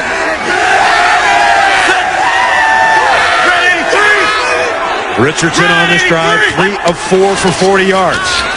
Handoff, Blair. And Blair struggling for about 4. Blair out of Ball State University. Did a good job of mixing it up on this. You got to score. Let's go. Come on, let's go. Doesn't he look a little like Bill Parcells? A little bit. And then big guy, kind of big voice. Oh, what are you talking about, man? It's like a Bill Parcells type. No? He's just fat. That's it. Which one? That's the only part that he looks like. I said he's big. Richardson comes in. Oh, and it's too high and incomplete. Fred Brock.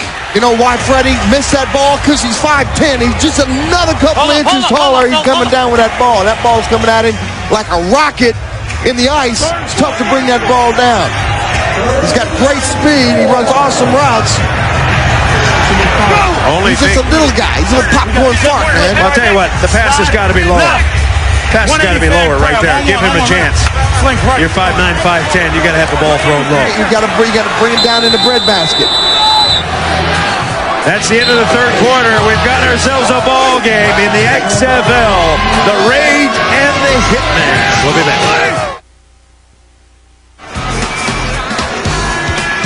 Boz, the cheerleaders are making a house call.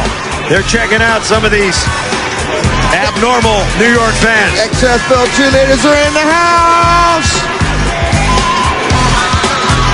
All types of people involved in the XFL.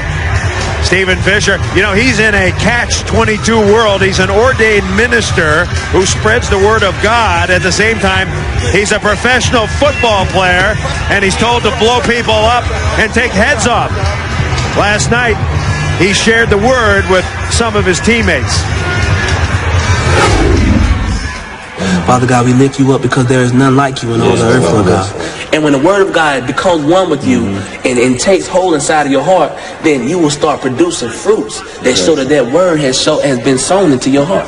Then the word of truth is in us, and the lifestyle we live will be that of Jesus Christ. A very serious fellow. We asked him, do you ever use profanity? He says, no, I don't. If someone gets in my face, I'll respond, but I won't use profanity. Stephen Fisher, one of the good cornerbacks. He's 5'10", 24 years old, out of North Carolina. Football is intensity, man. You don't need profanity. Sometimes it just happens to come out accidentally. So the Orlando Rage defense trying to dig in. Hitmen are driving. This is the 11th play of the drive with Richardson at the helm, and they run Michael Blair. And there's a marker down. Line judge to a marker, which usually means something bad. Something bad for the New York Hitmen.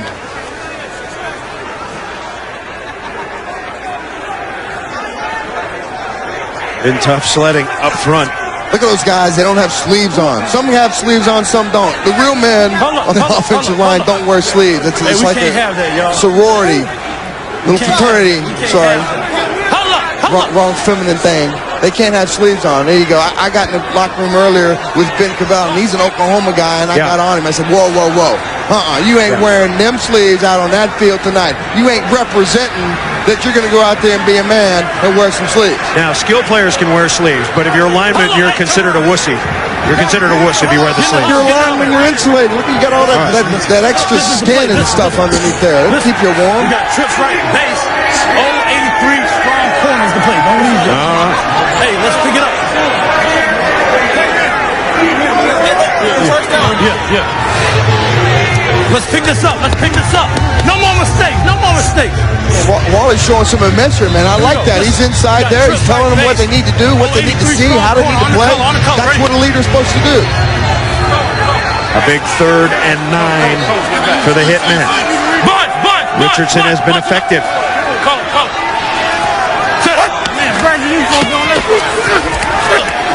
Richardson with time. Completes it.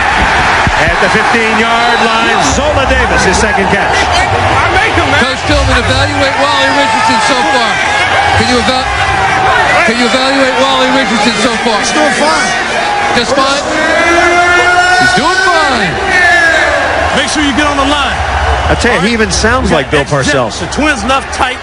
35 gut. On one. Ready? Coach. You having dreams about Bill Parcells? Am I going to have to send you a psychologist?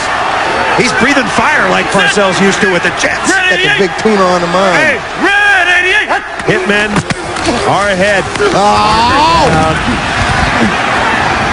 Michael Blair with the carry. What happened? Got some more flags down. What happened? What happened? He just cut it back. Who cut it back? Did he have it front side? He had it front side. Well, send somebody else in there then. All right, you can't have two players in motion. That's right. I love it. Not hitting those holes. Put somebody else in there. Hit that hole. Quick dancing, Mike. Greg Briner, the offensive coordinator. Our Bud Light rules. Forward motion. You can only have one in motion, and the other guy, I think the guy can't. He's got to be outside the lineman, right, boss? You can only be in forward motion outside as long as you're outside the tackle box. Yes, that is true. The motion really hasn't been a factor in this game.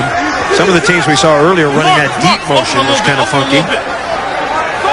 I like it. I think it electrifies the crowd, keeps the crowd awake and aware of what's going on out there. Hey, watch out. First and 15. Richardson throws. Pass call. Yes, it is. Touchdown, Hitmen. Marcus Hinton out of the tight end slot. The former Raider whoops it up. We talked about it earlier. You got to use your big guy in the middle, Marcus Hinton. I talked about it a few plays ago. Use the middle of the field. The middle of the field's got the best footing. Wally Richardson did a great job finding his big tight end. Wally. It doesn't take long to become a hero in New York. You just got to show me how to make the money.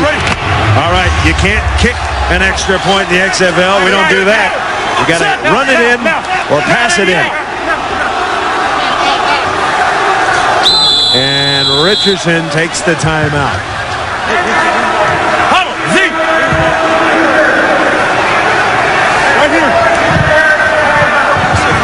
Hey, we need somebody on the backside. No. It's Jet and Trey Wright. Hey, they were missing a guy. My fault. Hey, y'all pay attention, man. I'm saying it now. Let's go. No more mistakes. I know. Let's go. I like that. Yeah. He's doing a good job in there. We got Jet and Trey Wright. Taking charge. 19 up. Hold on in the home. Hey, man. My bad. I'm about to say trips right. Okay, my fault. Okay. Forget about it. Let's get it. Wally hasn't played that much. He's trying to get his act together. Did he just throw up? Let's go. No, I think he blew a snot ball. Oh, he did an Okie blow. Yeah. That's an Okie blow, they call that. I like that. Wally on this drive, 5 of 7 for 77 yards and 1 touchdown. Trying to punch in the extra point. Extra points are critical. Nothing's for free, and you got to earn every single point. Man, do your job. Let people do it. They ain't stop it. No more mistakes. Charlie Puleri, first half quarterback, ineffective. He was yanked at halftime, and Wally Richardson has come in to spark the team. Wally, the Big Apple taking a bite out of Wally tonight, really. They are down on him as he looms over the extra point try. Red 88! Red 88! For a point. Oh! And that's a play we never want to see again. Not real bright on that one, baby.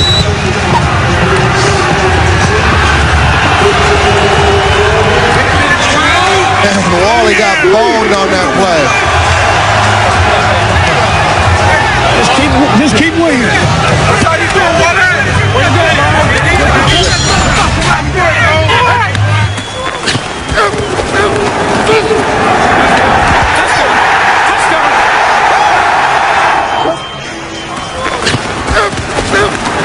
He turns Sean Banks around right there. That's how he was able to get open over the middle of the field. Sean Banks got turned around in his coverage. Yeah, and unable to get traction, Boz. That's been a key.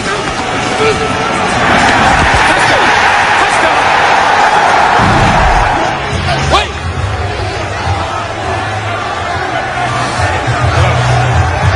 Little nose blow, Wally. The fans are chanting your name, Wally. You got it done. How have you jump-started this offense? Well, we're just trying to work together and move the ball down the field and put some points on the board. Tell us about the last play. Last play, wanted to get Marcus Hinton isolated on the linebacker, and he made a great move, and I was able to get the ball in there. Line gave me a lot of time to throw the ball. And they chant, Wally, Wally, Wally! 12-3 Hitmen here in the fourth quarter. Yeah, coach. Former Penn State star Wally Richardson has turned things around for the Hitmen. Wally is lighting things up. The Hitmen lead it now 12-3. We're in the fourth quarter. Glad you're with us on UPN Primetime Football. Hope you're enjoying it. The fans out here are. Hello. And Wally's got a phone call. It's not the President of the United States, but it may be Rudy Giuliani calling him saying, good job. All right, here we go. Kick is short. Taken by one of the up men. It's Mike Black. And now it'll be interesting to see whether Orlando can respond. Next Saturday on NBC at 8 p.m., these same New York Hitmen travel to Chicago. That's going to be a bloodbath, boss. Oh, man. XFL on NBC next Saturday starting at 8 p.m. Eastern.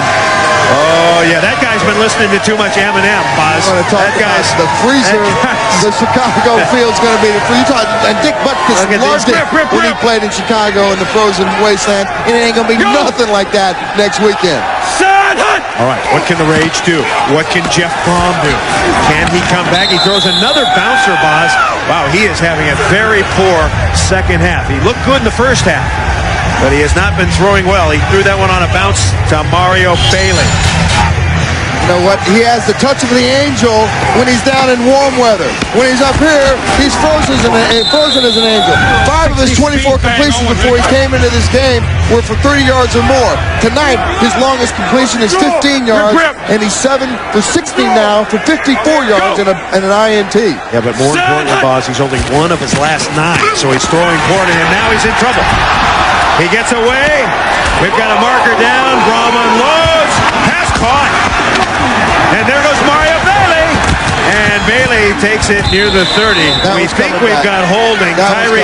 Tyree Talton roping him out of bounds. Don't get too excited. That one's coming back. Yeah, it was a takedown, wasn't it, Boz? That was what do you call those? Off the top turnbuckle suplex? Yeah.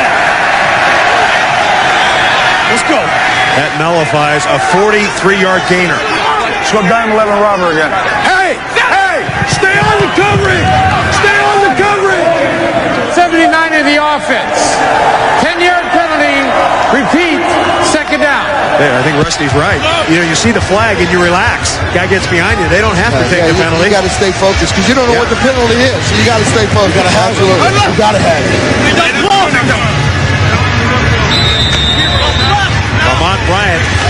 the pressure. Keep in mind that New Jersey has not won a game this year. They're 0-2. They haven't led this late in the game yet so far this early part of the season. Brom with a short drop. And the pass is tipped. It's caught anyway. That is legal in XFL football. Diallo Burks. He ducked. Burke did a good job of staying with that. Big Merc. Hey, get there, come here. We got Don Cloud Zone Dog, ready? Cloud Zone Dog. Got a dog, that means a blitzer coming on this package play here. Rip. Go! See if Orlando picks it up. 3rd and 14 here. Brom unloads. He's got one-on-one coverage. Pass caught. Diallo Burks may have gotten away with a push, but he's got it, and that is a big gainer all the way up to the 35-yard line. He beat Damon Wheeler. 42-yard bomb from Brom. Well, we just talked about his longest play to date so far was 15 for tonight. Tonight, that's 42. Diallo pushes off. Damon Wheeler gets better position than Damon does. Referees don't see that. Maybe their eyeballs are frozen. I tell you what, I think Wheeler just lost it. He lost track of the ball, was unable to respond. So the rage cooking now. They run the draw to Clark. And Darren Clark is driving. Hey, he is running hard. Tackled once again by Ron Merkerson. You know, it's funny. We talked about that at the beginning of the broadcast. The defense was calling the offense off, out and trying to get them to respond. Here, the defense has got the back end small, and they got to protect this lead. How quickly the tide does turn. Go! Stand up! 2nd and short. Brom with time, launches it. 2 receivers out there. Wow. That ball just died. Yeah, right in between the 2 receivers. Tony Gator was out there. Kevin Swain was out there. That ball just actually got out to like the 10-yard line, and then it hit the 5-yard line, hit the frozen barrier, and just fell straight down. New York defense huffing and puffing. They've worked hard all night long, and they want to earn the 100,000. They got to earn it in the 4th quarter. That's been their problem. They haven't been able to close games. They got to close tonight if they want the 100 grand. You play right here, 3rd and 3. Brom has a man. No! Incomplete. Tony Gator defended by Butler Benote. Gator had it for a moment, but Benote knocked it away. Butler did a good job of staying with that and then breaking up the pass. Come here. So the rage in apparent field goal attempt coming up.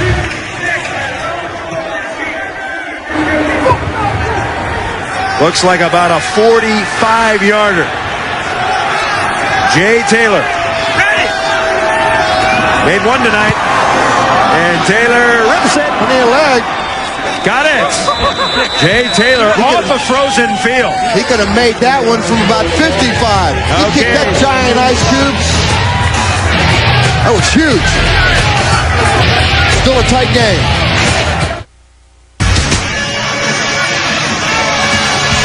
This is about as lively as we have seen the New York cheerleaders this year, Boz. They have hope. They have a 12-6 lead. He loved me. What's that a takeoff on, Boz? Your man, he hate me. I still hate him. You still hate him. Up in Tunica, Mississippi. We're going to get him in a couple of weeks, Boz. I want you to apologize to him for ragging. Apologizing for nothing. I make a commitment, but I'm there. All right, speaking of nicknames, the Boz is here, the Ragman, and the Barking Dog, along with Big Cy. Glad you're with us. Orlando kicking off. Here we go. And here's Kirby Dardar. And Dardar bringing it out near the 35. Kirby's done a great job tonight on his special teams returns. He's put the New York Hitmen in exactly where they need to be in the field. You think these guys are having a blast? Wait till you see WWF SmackDown. 2 hours of new action every Thursday night. The #1 show on UPN.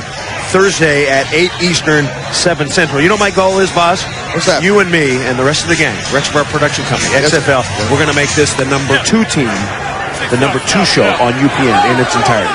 It's going to be SmackDown. It's going to be Let's go XFL head to football. head. SmackDown. Let's go head to head. We got to go hard. We got to charge hard, Bob. So concentrate now, would you please? Yeah. Wally Richardson throws a BB, and it's incomplete. The pass broken up by Corey Gilliard. Mike Archie out in the pattern.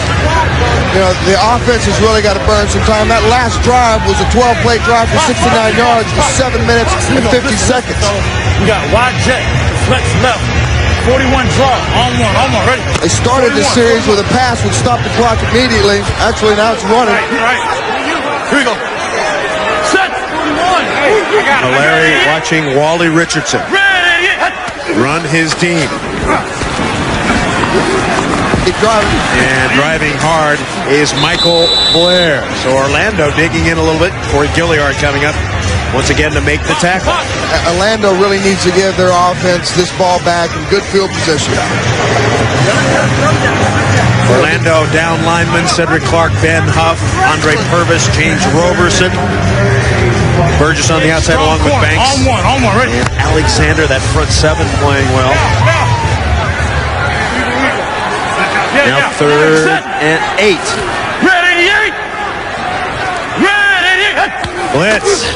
Here they come. Wally's in trouble. They got it. And yes, they do, Boz. The sack registered. Corey Gilliard. Wow, that guy's playing a heck of a game. That's the first sack for Orlando tonight. But the smart thing there by Wally was he just took the sack. He was smart about not just throwing it up for grabs and giving the Orlando Raids the momentum here. Corey Gilliard from your second favorite college, Boz, after Oklahoma. Ball State. So Leo Araguz will kick it. And Skinny Culver. Once again, we got to say it was Skinny. The ball is always live. It's bouncing. That ball did not go 25 yards. So if the ball doesn't go 25 yards, it's a penalty. Has to go at least 25. It has been a night of very wacky punts. Watch this one. Fourth down in the XFL can be treacherous. That one taking a 20-foot bounce on the frozen field. Hitmen back in the punt game. I tell you what, you got to be careful. That's why you can't get up and go get a beer in a refrigerator, use a John. You can't do any of that in the XFL. You got to sit and watch the game, the whole game, every single play, because it's always coming at you right in your face. The blue hairs are out. 25,000 watching the Hitmen lead the Rage 12-6.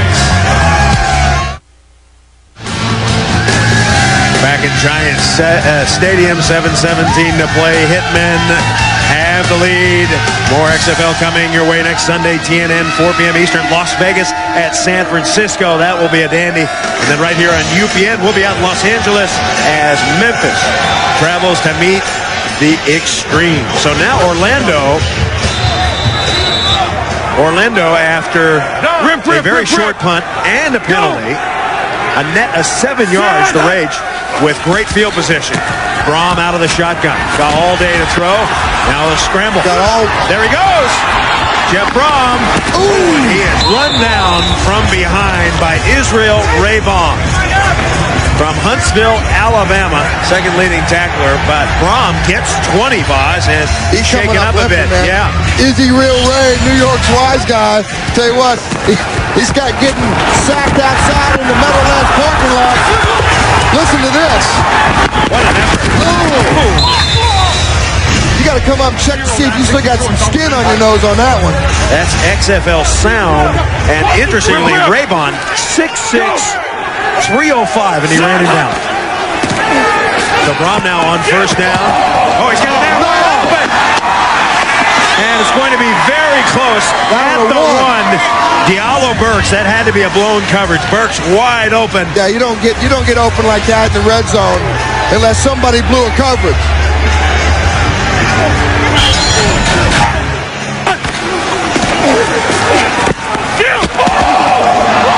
Nice throw. Yeah, Joey Allums just let his man go. You got to play as deep as the deepest man takes you. Go! 22 yards on the pass.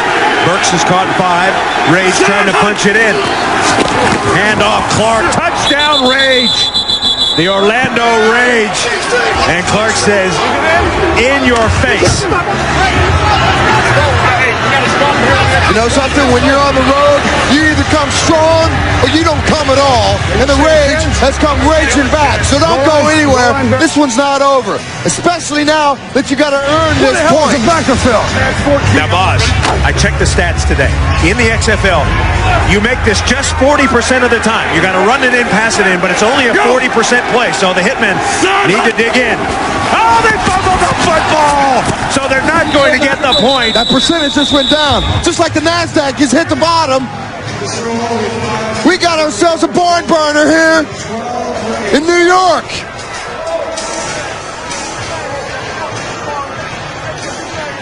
He didn't like that at all.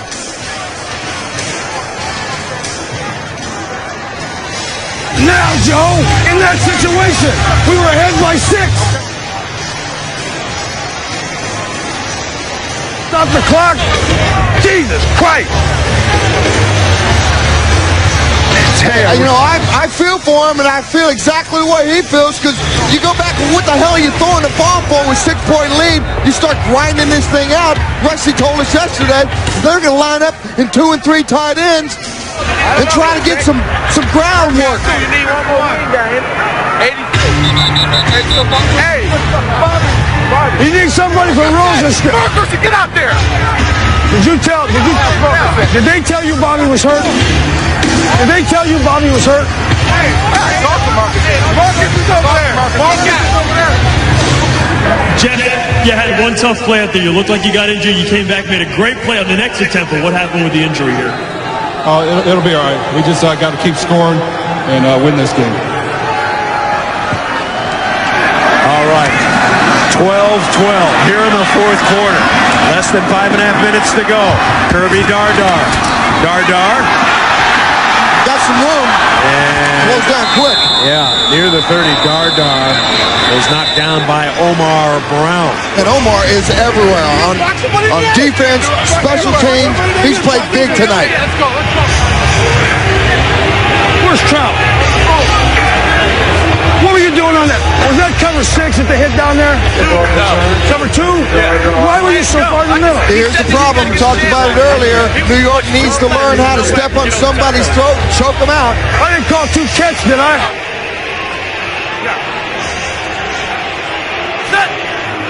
Rusty's going to need a little 3-in-1 oil after this one, Boz. Wait. He said that he couldn't even imagine, didn't want to think about going 0-3. And if they did go 0-3, some big changes were going to be made. Prior to the snap, false start, number 50. Yeah, you can feel New York starting to come apart here a little bit. Don't you think, Boz?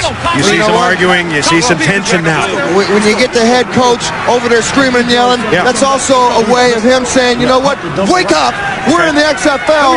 We got a 6-point lead, and you guys are screwing around out there. You got to jam somebody. I know what happened on that play, but I mean, what are the routes? What should I be in? Am I in the right thing or what? Who's wheels on that? Hit the wide. Richardson pressured. This is a 1st and 15. He's got a block. Ooh, Wally Richardson takes a big hit. You know what? I like that. You know, he's giving it up for his team right there. Sean Banks comes in here and dismantles him. But I tell you what, Raleigh, he ain't no little guy. 6'4", 235 pounds. I guarantee you that hurt Sean just as much as it hurt Raleigh. We may be heading for overtime, Boz. Maybe our first overtime game on UPN. Fly right. It's already happened once in the XFL. Red 88. On second down. And hit it in. It's intercepted. Stephen Fisher has it. And Fisher dives to the 45. Caught a prayer there and an interception. It hit Marcus Hitmen, I believe, Boz, right in the helmet. What's the personnel? That's a bad break right there, a bad bounce of the ball. You know, Wally threw that ball like a frozen rope. Yeah. Hey! Dive!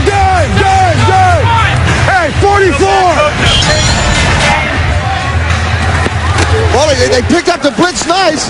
He just threw it a little bit behind him. He threw it too hard. Stephen Fisher did a great job of keeping his eye on the ball and get as much yardage back as he could. I think Hitmen, if he had stayed that way, he would have caught it. He turned the wrong way. So now Braum back on offense. And Braum showing us he can scamper. Not only can he throw, he can run. The last two series, he's been able to run the ball and scramble down. That's good. And get the ball moving down the field, maybe not by throwing, but at least by using his feet. Defense cannot fall apart here. I mean, they got 3 minutes, 20 seconds. They got to stay together here. Wally talking to offensive coordinator Greg Briner.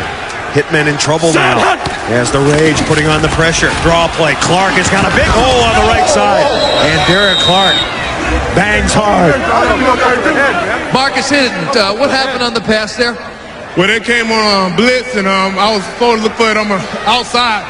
And once they came on a blitz, he just put it on the inside. Couldn't adjust to it. You're supposed to sight adjust there?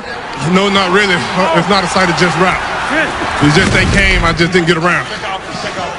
All right, good play, bottom line, by Stephen Fisher to pick that ball out of the air. The ordained minister gets his second pick of the year. Braum on first down. Oh! Look at him go! No! Look at him go! He's going in for a touchdown! He throws him! He runs him! Mr. Touchdown! Jeff Braum! Damn! Good talk about it. Jeff Braum. Huge play today, after obviously your huge play led to that score. Feeling pretty good right now, huh? Yeah, man, the Lord is good, man. You know, we always look out for those who trust in Him. The Lord is with us right now. I'd like to thank everybody who's playing. We want to play. It's our game, baby. It's our game. So now the all-important extra point. Once again, this is a 40% play. And Braum will throw, or maybe he'll run. He's been scampering. He dumps it off. Incomplete. Clark calling for a flag, but he's not going to get it. That last play covered 33 yards. Braum had 5 rushes, he has 5 rushes for 64. He's really been the key player in terms of the offense. Starting in this fourth quarter, he's picked it up. Yeah. Go back and look at the touchdown. Coming right at you, in your face. He didn't take any time to look downfield. He saw the goal line. Oh, that's bad tackling. And he smells what the Rage is cooking. And right now, they're cooking the lead. And they're cooking the Hitman. You know, boss, if you were on defense, you would have lit him up coming out of the backfield like that. You know, on a frozen field, you got a guy running at you in an open field like that. It's hard to break down because you don't know if he's going to go right, you don't know if he's going to go left.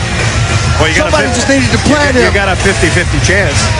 Take a shot at it. Is that what you're saying? But if you want him in the pattern, tell him go open. Okay. So if you got 272 corner angles and they drop deep, the angle. Hey, the West should have fielded that last squib. Who showed up? The West, they let it go right through them. Yeah, they're scared. Oh, that's a good answer. They are. Orlando has scored 15 points, Boz, in the last 3 possessions. They got a field goal from Araguz and a couple of touchdowns. Off the turnovers. Turnovers kill you. It's a bouncer now. That's a live football. Better pick it up. Benote. And Benote brings it back up to the 25.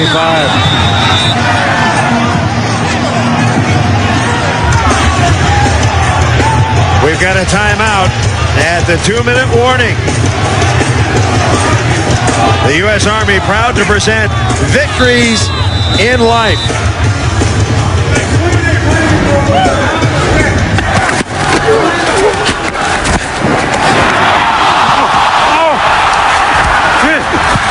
The interception by Fisher, and then Braum leading the comeback, running for his life, running to the house. Yeah, baby. Yeah. Yeah. Jeff Braum, a great example of the U.S. Army's victories in life. Breathing a minute 59 to play. The Rage lead the Hitmen 18-12.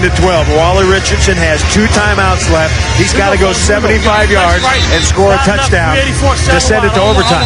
If they get a touchdown, an extra point, they'd win it in regulation, assuming that the Rage couldn't come back. But now it's up 51 and 58 to Wally Richardson. Red 88. Red 88. Hey, Crawford. Got a little time. Dumps it off. Pass complete. Blair. And Blair smartly gets out of bounds. Hey, flick left.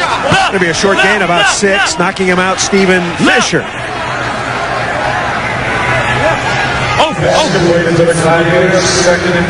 Here we go. Hey, slide right. Touchdown switch. Touchdown switch. Touchdown switch. I'll tell you what. On the color. That sounds like a good play, boss. You know what? Got The fact touchdown that you in can it. hear Slide right. is outstanding because now you get to see what's going on in the mind and eyes, mouth and ears of the XFL. Throw it away. Oh, you got to no. throw it away. And he is down. He takes the sack. Patrice Alexander comes right up the middle, unmolested, and does a little molestation himself. And they're going to take the timeout right here.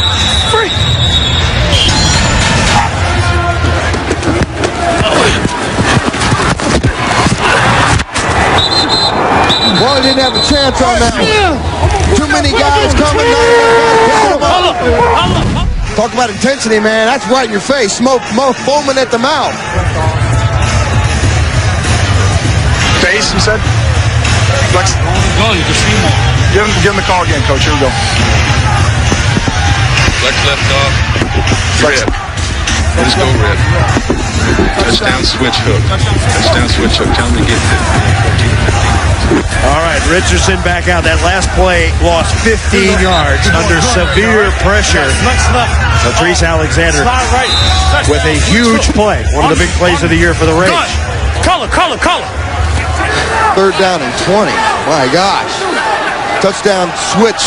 Better be at least good for 20. Richardson out of the shotgun. Steps up. There he goes. Wally Richardson. And he is knocked out of bounds. Got to go. You got to go for it. Hey, look. Hold. It's all or nothing here for the Hitmen. Hold. The question is, Boz, do you take your time out here? Do you take your time out and try to devise this play, or do you just go ahead? Well, you got plenty of time. Well, but you only got just 4th down. You got to have a good play here. How about taking time out to talk about it? I'm sure they call 2 plays. All right. Knowing 3rd down and 20, you got to call 2 plays. All right. What could be the final play of the game for the Hitmen? 4th and 9. Richardson, you got to throw it to somebody. And we got a marker down, and Wally is down. So if it's a penalty on the Rage, then Huff dragging Richardson down. You got 2 flags down. You got one by the line judge, and then one flew in from the back judge. Yeah. Oh, it's against Orlando. Catch it and break. Galen Hall can't believe it. That's the most I've seen Galen move tonight. First down. Now first down.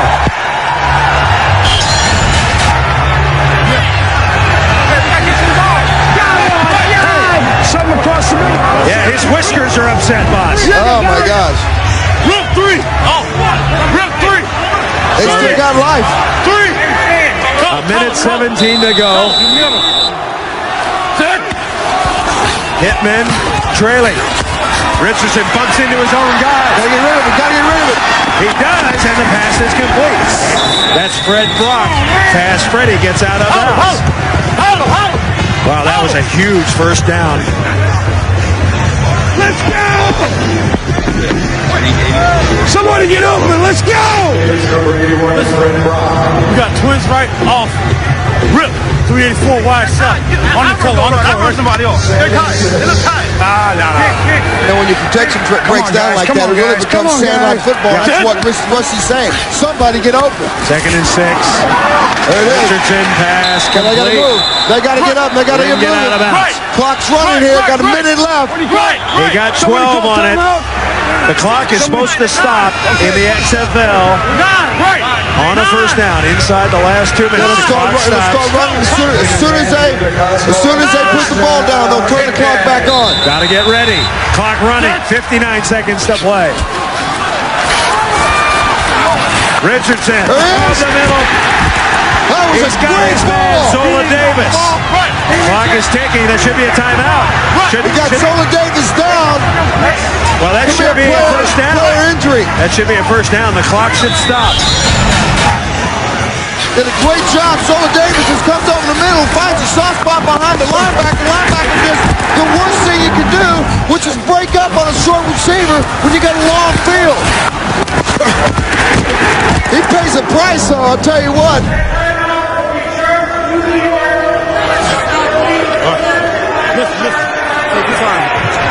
They're going to charge that timeout to New York because the New York Hitman is down. Well, why are they doing that? That's the rule, man. When a player is injured, you're going to charge the other team a timeout? Final 2 minutes of the game. So if Zola's down there and say he's faking an injury to give his team time to... He's not faking an injury. No, Come on. know what he's doing. Come on. You know that, man. The guy might win an Oscar. Just for this one. Go ahead. I don't agree with that. You don't take the team's last time out. I think they got to look at that, boss. That's fine, man. This guy don't think about that stuff. This guy got nailed on a frozen field, boss. He's hurt. What, are you going to change the rules right now?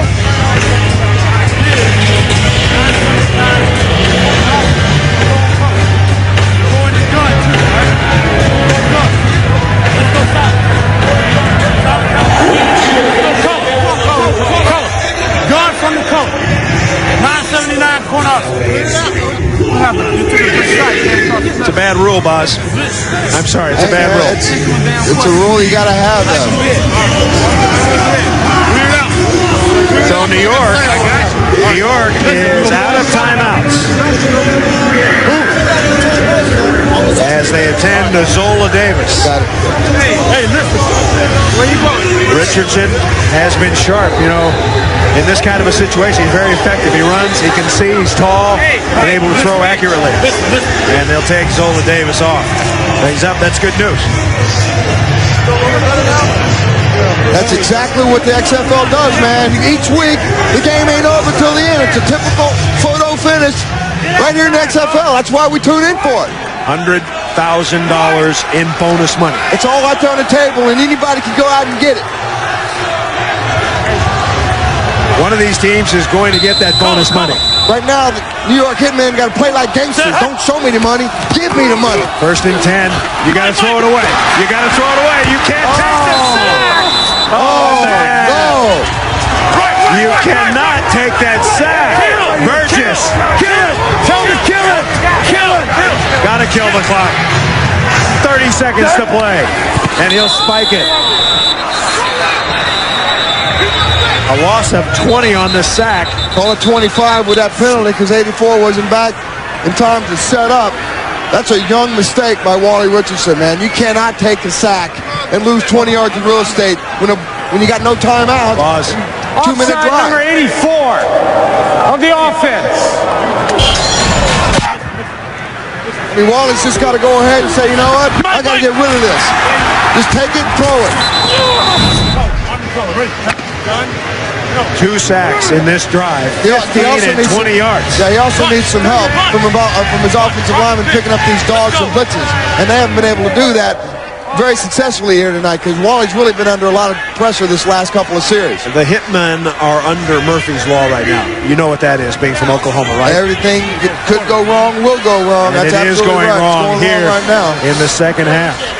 The Hitmen leading 12-3, and somehow this lead has gotten away, and now they're in deep trouble. Get back, baby. Richardson Get back. being chased.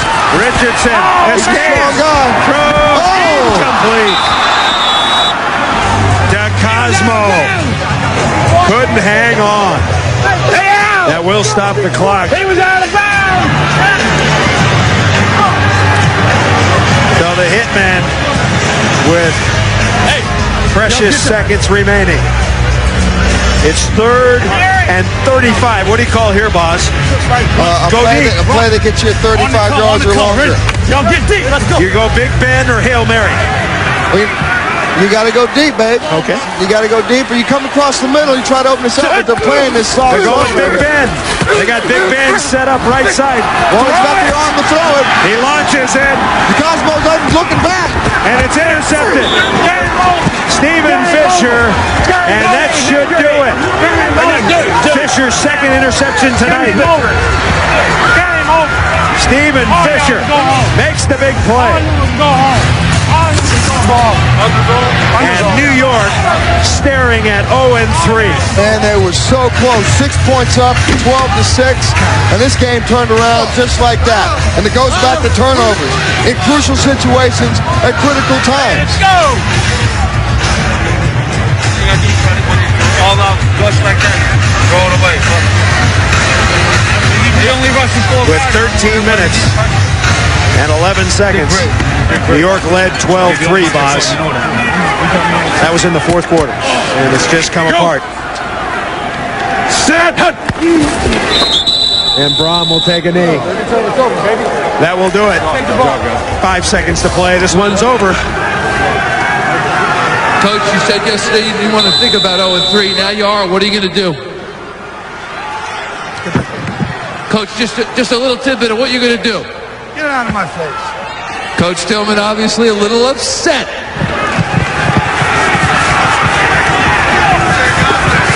A tough night for Rusty Tillman. I hope he's got some heart pills, because I tell you what, his blood pressure is boiling. Woo!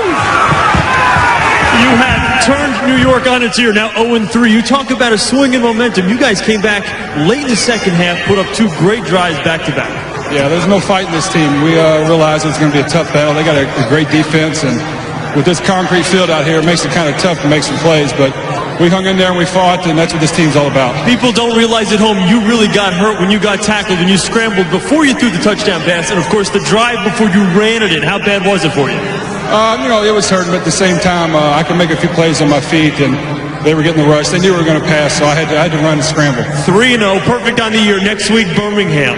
Another tough game. They're 2-1. They've won 2 in a row, so it's going to be another battle. Gutsy play out there, Jeff. Nice job. Keeping it going right here. 3-0, baby. Orlando Rage. Taking it back to the crib, back to Orlando. Mom, I love you.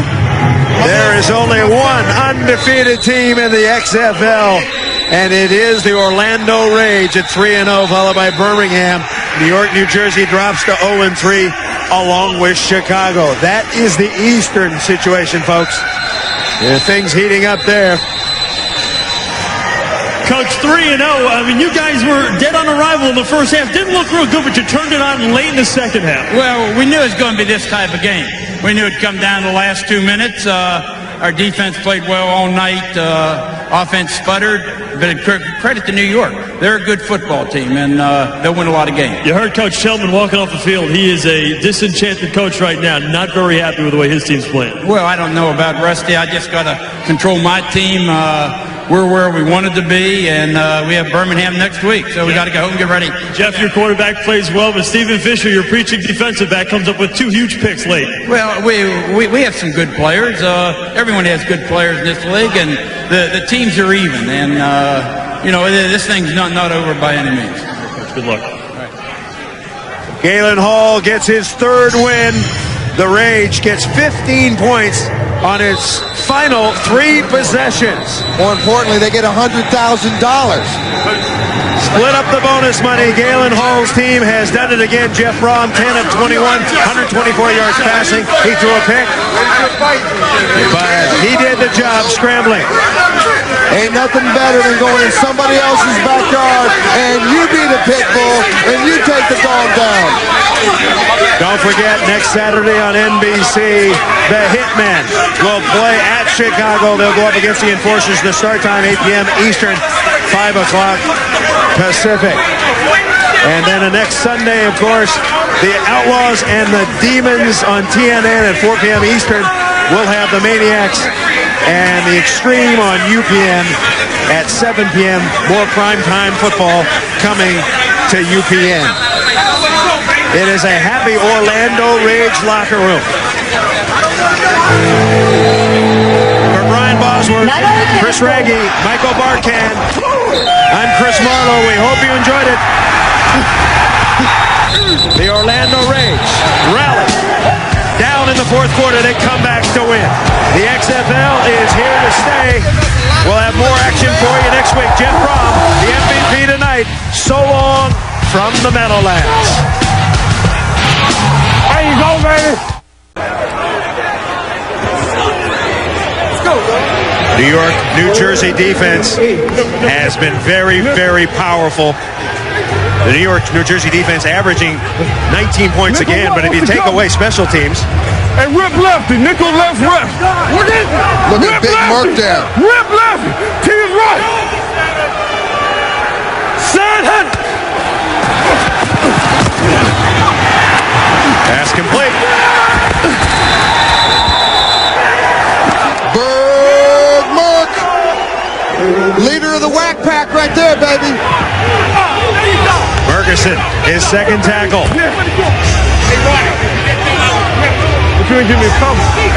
He's playing like a rabid dog out there. Tell me he ain't hyped up. So Jay Taylor will kick it. No fair catches. You have to bring it back. Once it goes 25 yards, it's a live ball. It's a live ball. That's a live ball. That's a live ball. You gotta get your hand up. That's a live ball. That's a live ball. And New York is going to come up with it. God, that's the most exciting fourth down play in football right there. You can't take any plays off in the XFL. Ain't no getting up and getting in the refrigerator, man. You got to watch every single play in the XFL. Last night, the same kind of a deal happened. The punt returner didn't come up, and Las Vegas able to cover it and get great field position. So the fourth down, the most exciting play, 979 corner out, or at least one of the most exciting plays in XFL football. There's no plays you take off here in the XFL. All right, Charles Puleri is the quarterback. The first draft choice of the Hitmen. Two votes are already out. Puleri, first pass going deep. Can he hit it? Incomplete. Intended for Anthony DeCosmo. Puleri is a good quarterback, folks, but he's gotten off to a bad start. He's completing just 44% of his passes, no touchdowns, 2 interceptions. Straight left close. Check. Well, so far, I think he sucks. For 58 counter swap. On, ready? Fans have lost confidence in him a bit. Teammates trying to hang with him. And we may see Wally Richardson if Puleri can't deliver. 2nd and 10. Pitch the ball to Keith Elias. And the one-time New York Jet tackled in the backfield. Patrice Alexander with the big hit.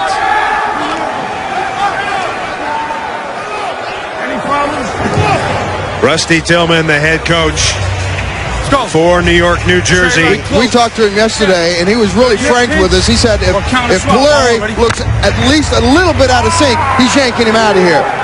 And it was interesting, Tillman said, I didn't think it was smart, him dissing the crowd when he got the microphone. 3rd and 13.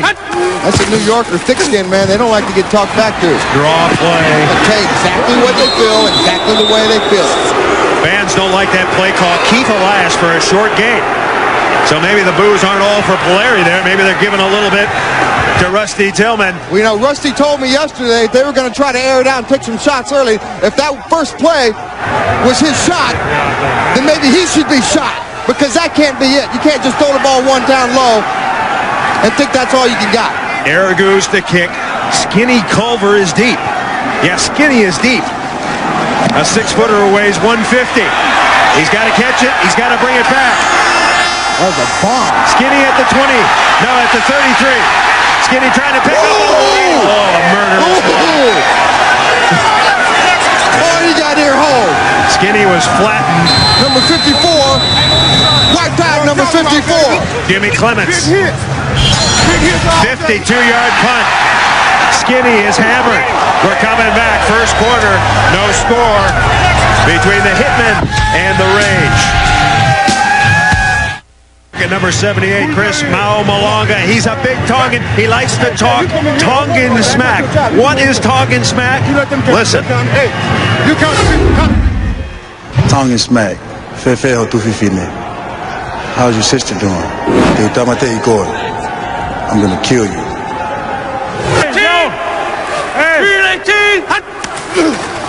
Once again, hand the ball to Elias. Elias running hard, and he crosses the 30, upended by Patrice Alexander. You know, really the keys to success for the Hitmen's offense is they need to get that jumbo offensive line to control this line of scrimmage. The offensive line, Curtis McGee, David Camacho, Eric Cole, Ben Cavill, and Jeff Pilon. They had metal spikes on. 4 of them were told to go over and change them. Then they came back in. What the hell we're thinking we're putting metal spikes on? They're thinking you can play football with metal spikes? 3rd and 3. Elias. One down. He's hammered by Roberson. He's going to come up short. I get a measurement. Forget the measurement. I have my glasses on. He's short. Right over here. Oh, they're moving it up on me, boss. He's short, he says. I'm not particularly excited about that play he just called there. They had to get to the 34, and they look like they're at the 33. So the decision made, the Hitmen playing conservatively. Zone. So I run zone twice? Yeah. You got to tell me that when I got a tendency. Now the head coach needs somebody to head coach him.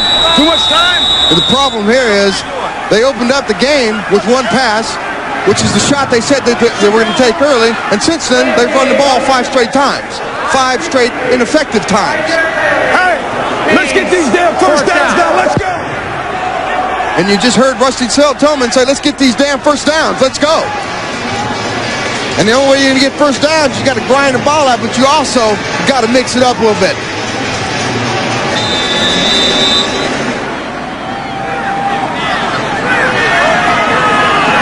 Leo Araguz to kick.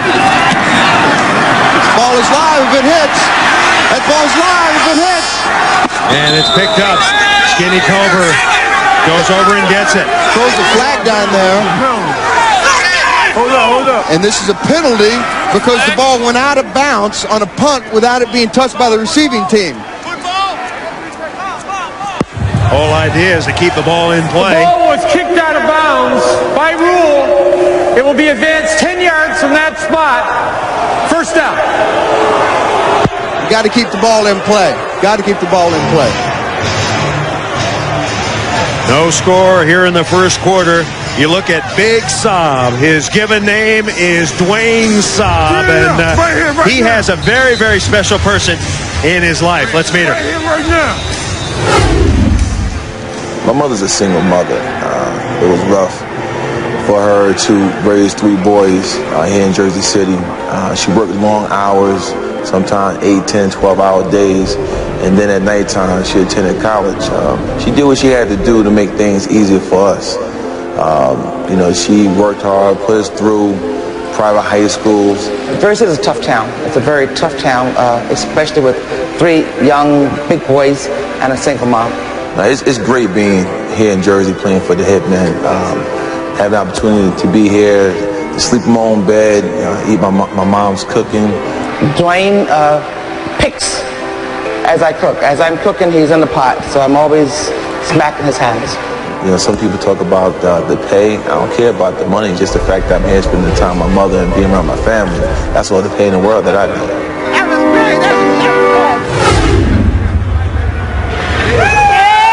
There's Mama Kid Saab. That's a great story, I tell you what. We don't do it alone, and we can't do it without our mamas.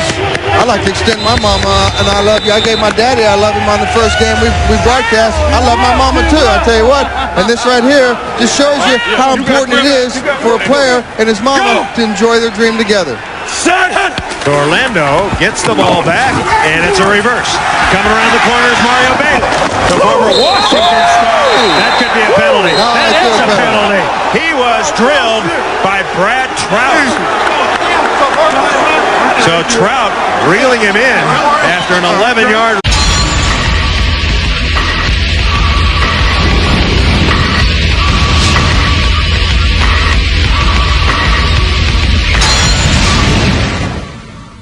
He is the rage of all XFL quarterbacks. Orlando QB Jeff Brom is on fire. Orlando's Jeff Brom, a TD passing machine. Jeff Brom, number 11, looking to throw. Got time. They're looking to miss. Down. Quarterback Jeff Brom. He goes deep. He wants it all in the end zone. This Jeff Brom is impressive. The winter in New York is unforgiving. And so are the Hitmen fans.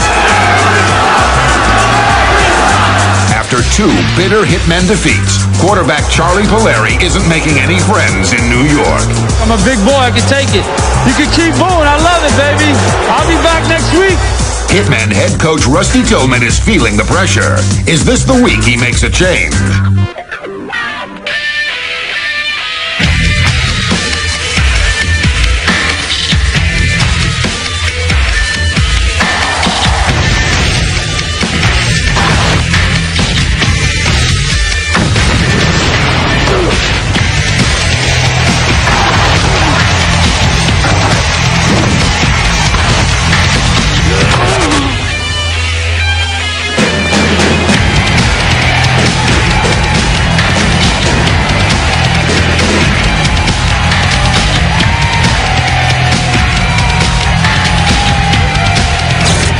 Week 3 of the XFL blows into Giant Stadium as the Orlando Rage tries to rub out the New York, New Jersey Hitmen. Let's get you right to the scramble for the ball. The team that wins the scramble, of course, gets to choose first half and overtime. Let's meet your scramblers. First, for the Orlando Rage, it is Scott Coleman. 1-1 in competition. Coleman for the Rage. For New York, New Jersey, it is going to be the man, Chris Brantley. You hear referee Dennis Lipsky.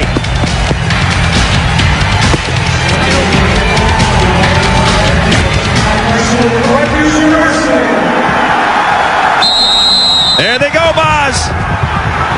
Get it, baby. Get it, get it, get it. New York needs it. Get that ball. New York Get it, get it, needs get it. it. Get the ball. Hey, New Hitman York finally recovered. won something out of the way, baby.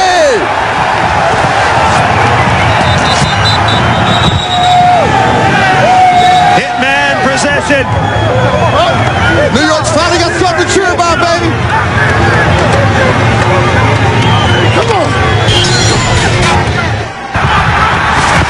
This was a scramble, Boz. Hey, I tell you what, it's a slipper. It's an ice cube out there. This guy just going after it. What a way to go, Brantley. The difference in weather between Orlando and New Jersey, 71 degrees. The temperature in Orlando right now. Wind chill here in East Rutherford, New Jersey, 8 degrees. Yes, it is toasty. Hi, everybody, along with Brian Bosworth. I'm Chris Marlowe. Orlando, the last undefeated team in the XFL at 2-0. However, both their wins in Florida in mild temperatures. And, Boz, I have to ask you, what about tonight? How will the Rage respond? How will their star quarterback, Jeff Brom, play in cold weather? You know, if I'm Jeff Brom, I'm going to keep my hands in my pants as much as I can, because if you keep that puppy warm, it's not going to be a problem. To me, the problem is going to be in the field footing. I saw them during the warm-up. They were slipping out there during their warm-ups. The wide receivers going to have a problem in their pass routes. Speaking of problems, New York has had trouble scoring points, and the cow chips have been raining down on quarterback Charlie Puleri. How much pressure is he under tonight? You know, New York fans want 2 things from their New York football team. They want blood on defense, and they want points on offense, all right? Defense has gotten bloody, no question about that. But if Puleri cannot get this offense some points, they're not going to boo him out of the stadium. They're not going to boo him out of the state of New York. They're going to boo him out of this planet. Well, last week, the fans were booing Puleri, but when he got the mic, he booed him right back. I'm a grown man, I can take it. They have their opinion, that's fine. We didn't win today, so they can say whatever they want, which is fine. I'm from New York, I'm a big boy, I can take it. You can keep booing, I love it, baby. I'll be back next week. I vote for number 2. Oh, man. You don't want to trust somebody who can say that to you in another language and smile at you. That's Tongan smack. That's what he was given in the meeting on Monday. 15 alert, on one, ready? Mao is 6'3", 320 pounds out of Kansas. Both teams have had a possession, no score, first quarter. Jeff Brom, the quarterback, Derek Clark, the running back. Brom on play action, has a man wide open, incomplete, and the marker is down. Bad pass there. He was looking for Terrence Houston. You know, it looked like Terrence Houston slipped on that, but also Jeff threw that a little bit behind Terrence. He's got a flag on that play, going backwards for Orlando right here. Now, in case you're wondering, the field is partially frozen. We have seen some slipping in warm-up spots. You pointed it out, especially on the outsides of the hash marks. You know what you got in the middle of the field? Number 86 of the offense. The receiver was covered up and then went downfield as an ineligible receiver and then touched the ball. By rule, that is offensive pass interference. 10-yard penalty. Repeat, first down. Hey, we called the Giants and asked them. They're the ones that told us that we can wear baseball cleats. They wear them all the time. This field gets frozen. Last year we're slipping. I mean, last week Rusty, we're slipping all over the damn place. Moments ago, trying to change shoes, going to those shorter cleats. More on that later. Hand the ball to Derek Clark, trying to swing wide. And he is upended. Coming up to make a great tackle was Damon Wheeler. Wheeler out of the University of Colorado, one of the starting corners for this New York defense. Pretty good defense, don't you think, Boss? It's a great defense. I mean, they have gotten bloody all both games they played so far. And Wheeler coming up from his corner position did a great job of force on that play. Shit, Nico Ossie, 22. 22. Check over there. To your left. To your left. Rip. Go. Son. First and 20. Brom with time. Dumps it over the middle, incomplete. Diallo bursts. Couldn't hang on. Coach, you just caught some of the New York players had metal cleats on. What should be the ruling there? I don't know. The officials handled it. However they handle it is fine. That just, it's dangerous. Should be a penalty, though. Well, I mean, they handle it the way they think that it should be handled. But again, it's a dangerous situation to come out here like that. 18 years. He was an offensive coordinator at the University of Oklahoma. Actually coached the Boz for a year. And decided to get out of there and go to Florida. More on that later. Jeff Brom all day to throw. Guns it over the middle. Pass caught. We're seeing some juggling, Boz. Mario Bailey makes the catch. Is that because of the cold weather, the freezing hands? They'd be lying if they're saying coming from 80-degree weather, which is where they practiced last week, coming to 10-degree isn't affecting the way they're playing. That ball's coming out. I know it's hitting them in the chest plate like an ice cube, so they got to get their hands on it, and the hands are frozen. They don't feel the ends of their fingers. Not enough for the first down. So Jay Taylor will kick it. Plenty of room. Remember, it's a live ball. If he drops it, he's got to bring it back. Here's Kirby Dardar. And Dardar is wrestled out of bounds. I mean, you can look at him out there. He's out there slipping and sliding like it's ice, and that's the problem. The middle of the field is grass. The sides are sand. But the outside is ice. Well said, Boz. Well said. No score, first quarter. Charles Puleri. He's a local kid. He grew up at Lehman High School. 57 power on the collar, ready? In the Bronx. He was a star at New Mexico State. Traveled around a lot. And here he is, the starting quarterback, on a short leash tonight. Keith Elias is the running back. And the ball to Elias. And Elias playing with an injury. He's tackled by James Roberson. Woo, baby! Wally Richardson is the backup quarterback. Just activated, big, strong, fairly confident, waiting his chance. If Puleri struggles, Rusty Tillman has said, I will bring in Wally Richardson. If he's struggling anymore, it'd be in a freaking straitjacket. 37. Flip. And the week after.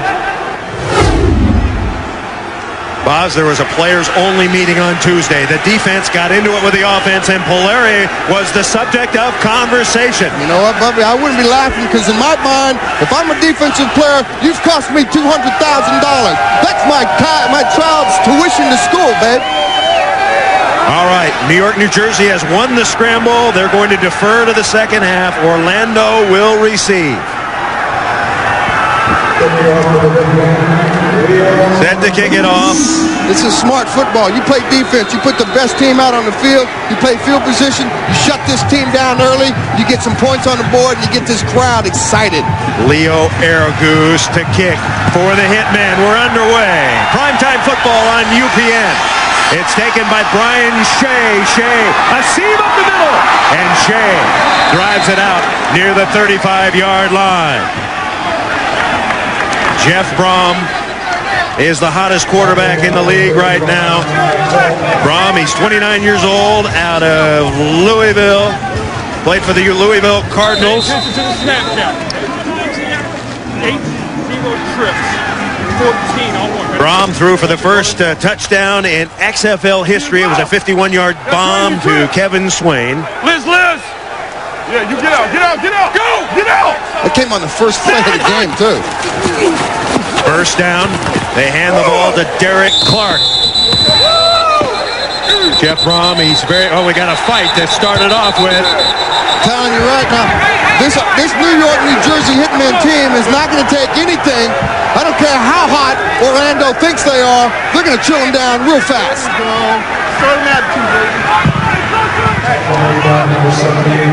Now, we talked a little bit about the players only meeting on Tuesday. The catalyst right there. Chris Maumalanga. Let him run, bro. Let him run. Right in the middle of the pack. The players needed to clear the air, and he was talking stuff, Boz. That's right. He was talking tongue and smack. It's a 2nd and 6. They are popping it down there. Derek Clark with the carry. Number 78, of course, is Chris Maumalanga, 6'3", 320. From Hawthorne, California. When he spoke, people listened in that meeting. There's no question about it. Yeah, the fact of the matter is, XFL is a pay-to-win league. All right, you got to play. You get paid when you win. They got to win. They want money. $100,000 a game in bonuses. 3 straight running plays. We've got flags down. It could be a face mask. Derek Clark had the carry. So running Derek Clark.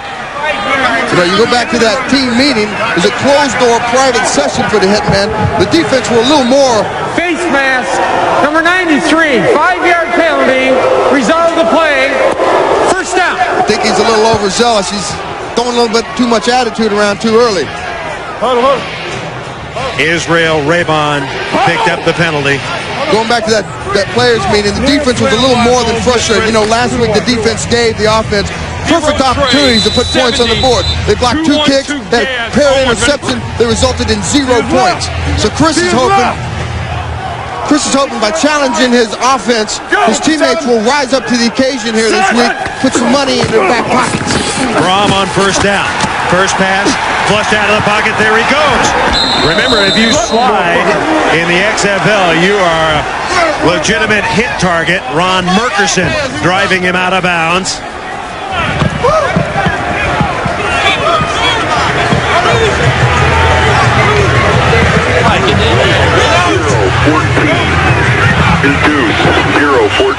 Deuce 0-14 on 1 minute. That is Mike Kelly, the offensive coordinator who came over from Valdosta State, where he was the head coach.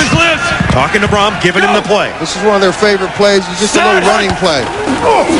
2nd and 7. That went nowhere. Hitmen with the big hit. 3 of them in on the play. Tim Beauchamp. Tim Beauchamp's made 2 great plays early on this game. I'll tell you what, he's coming to play today.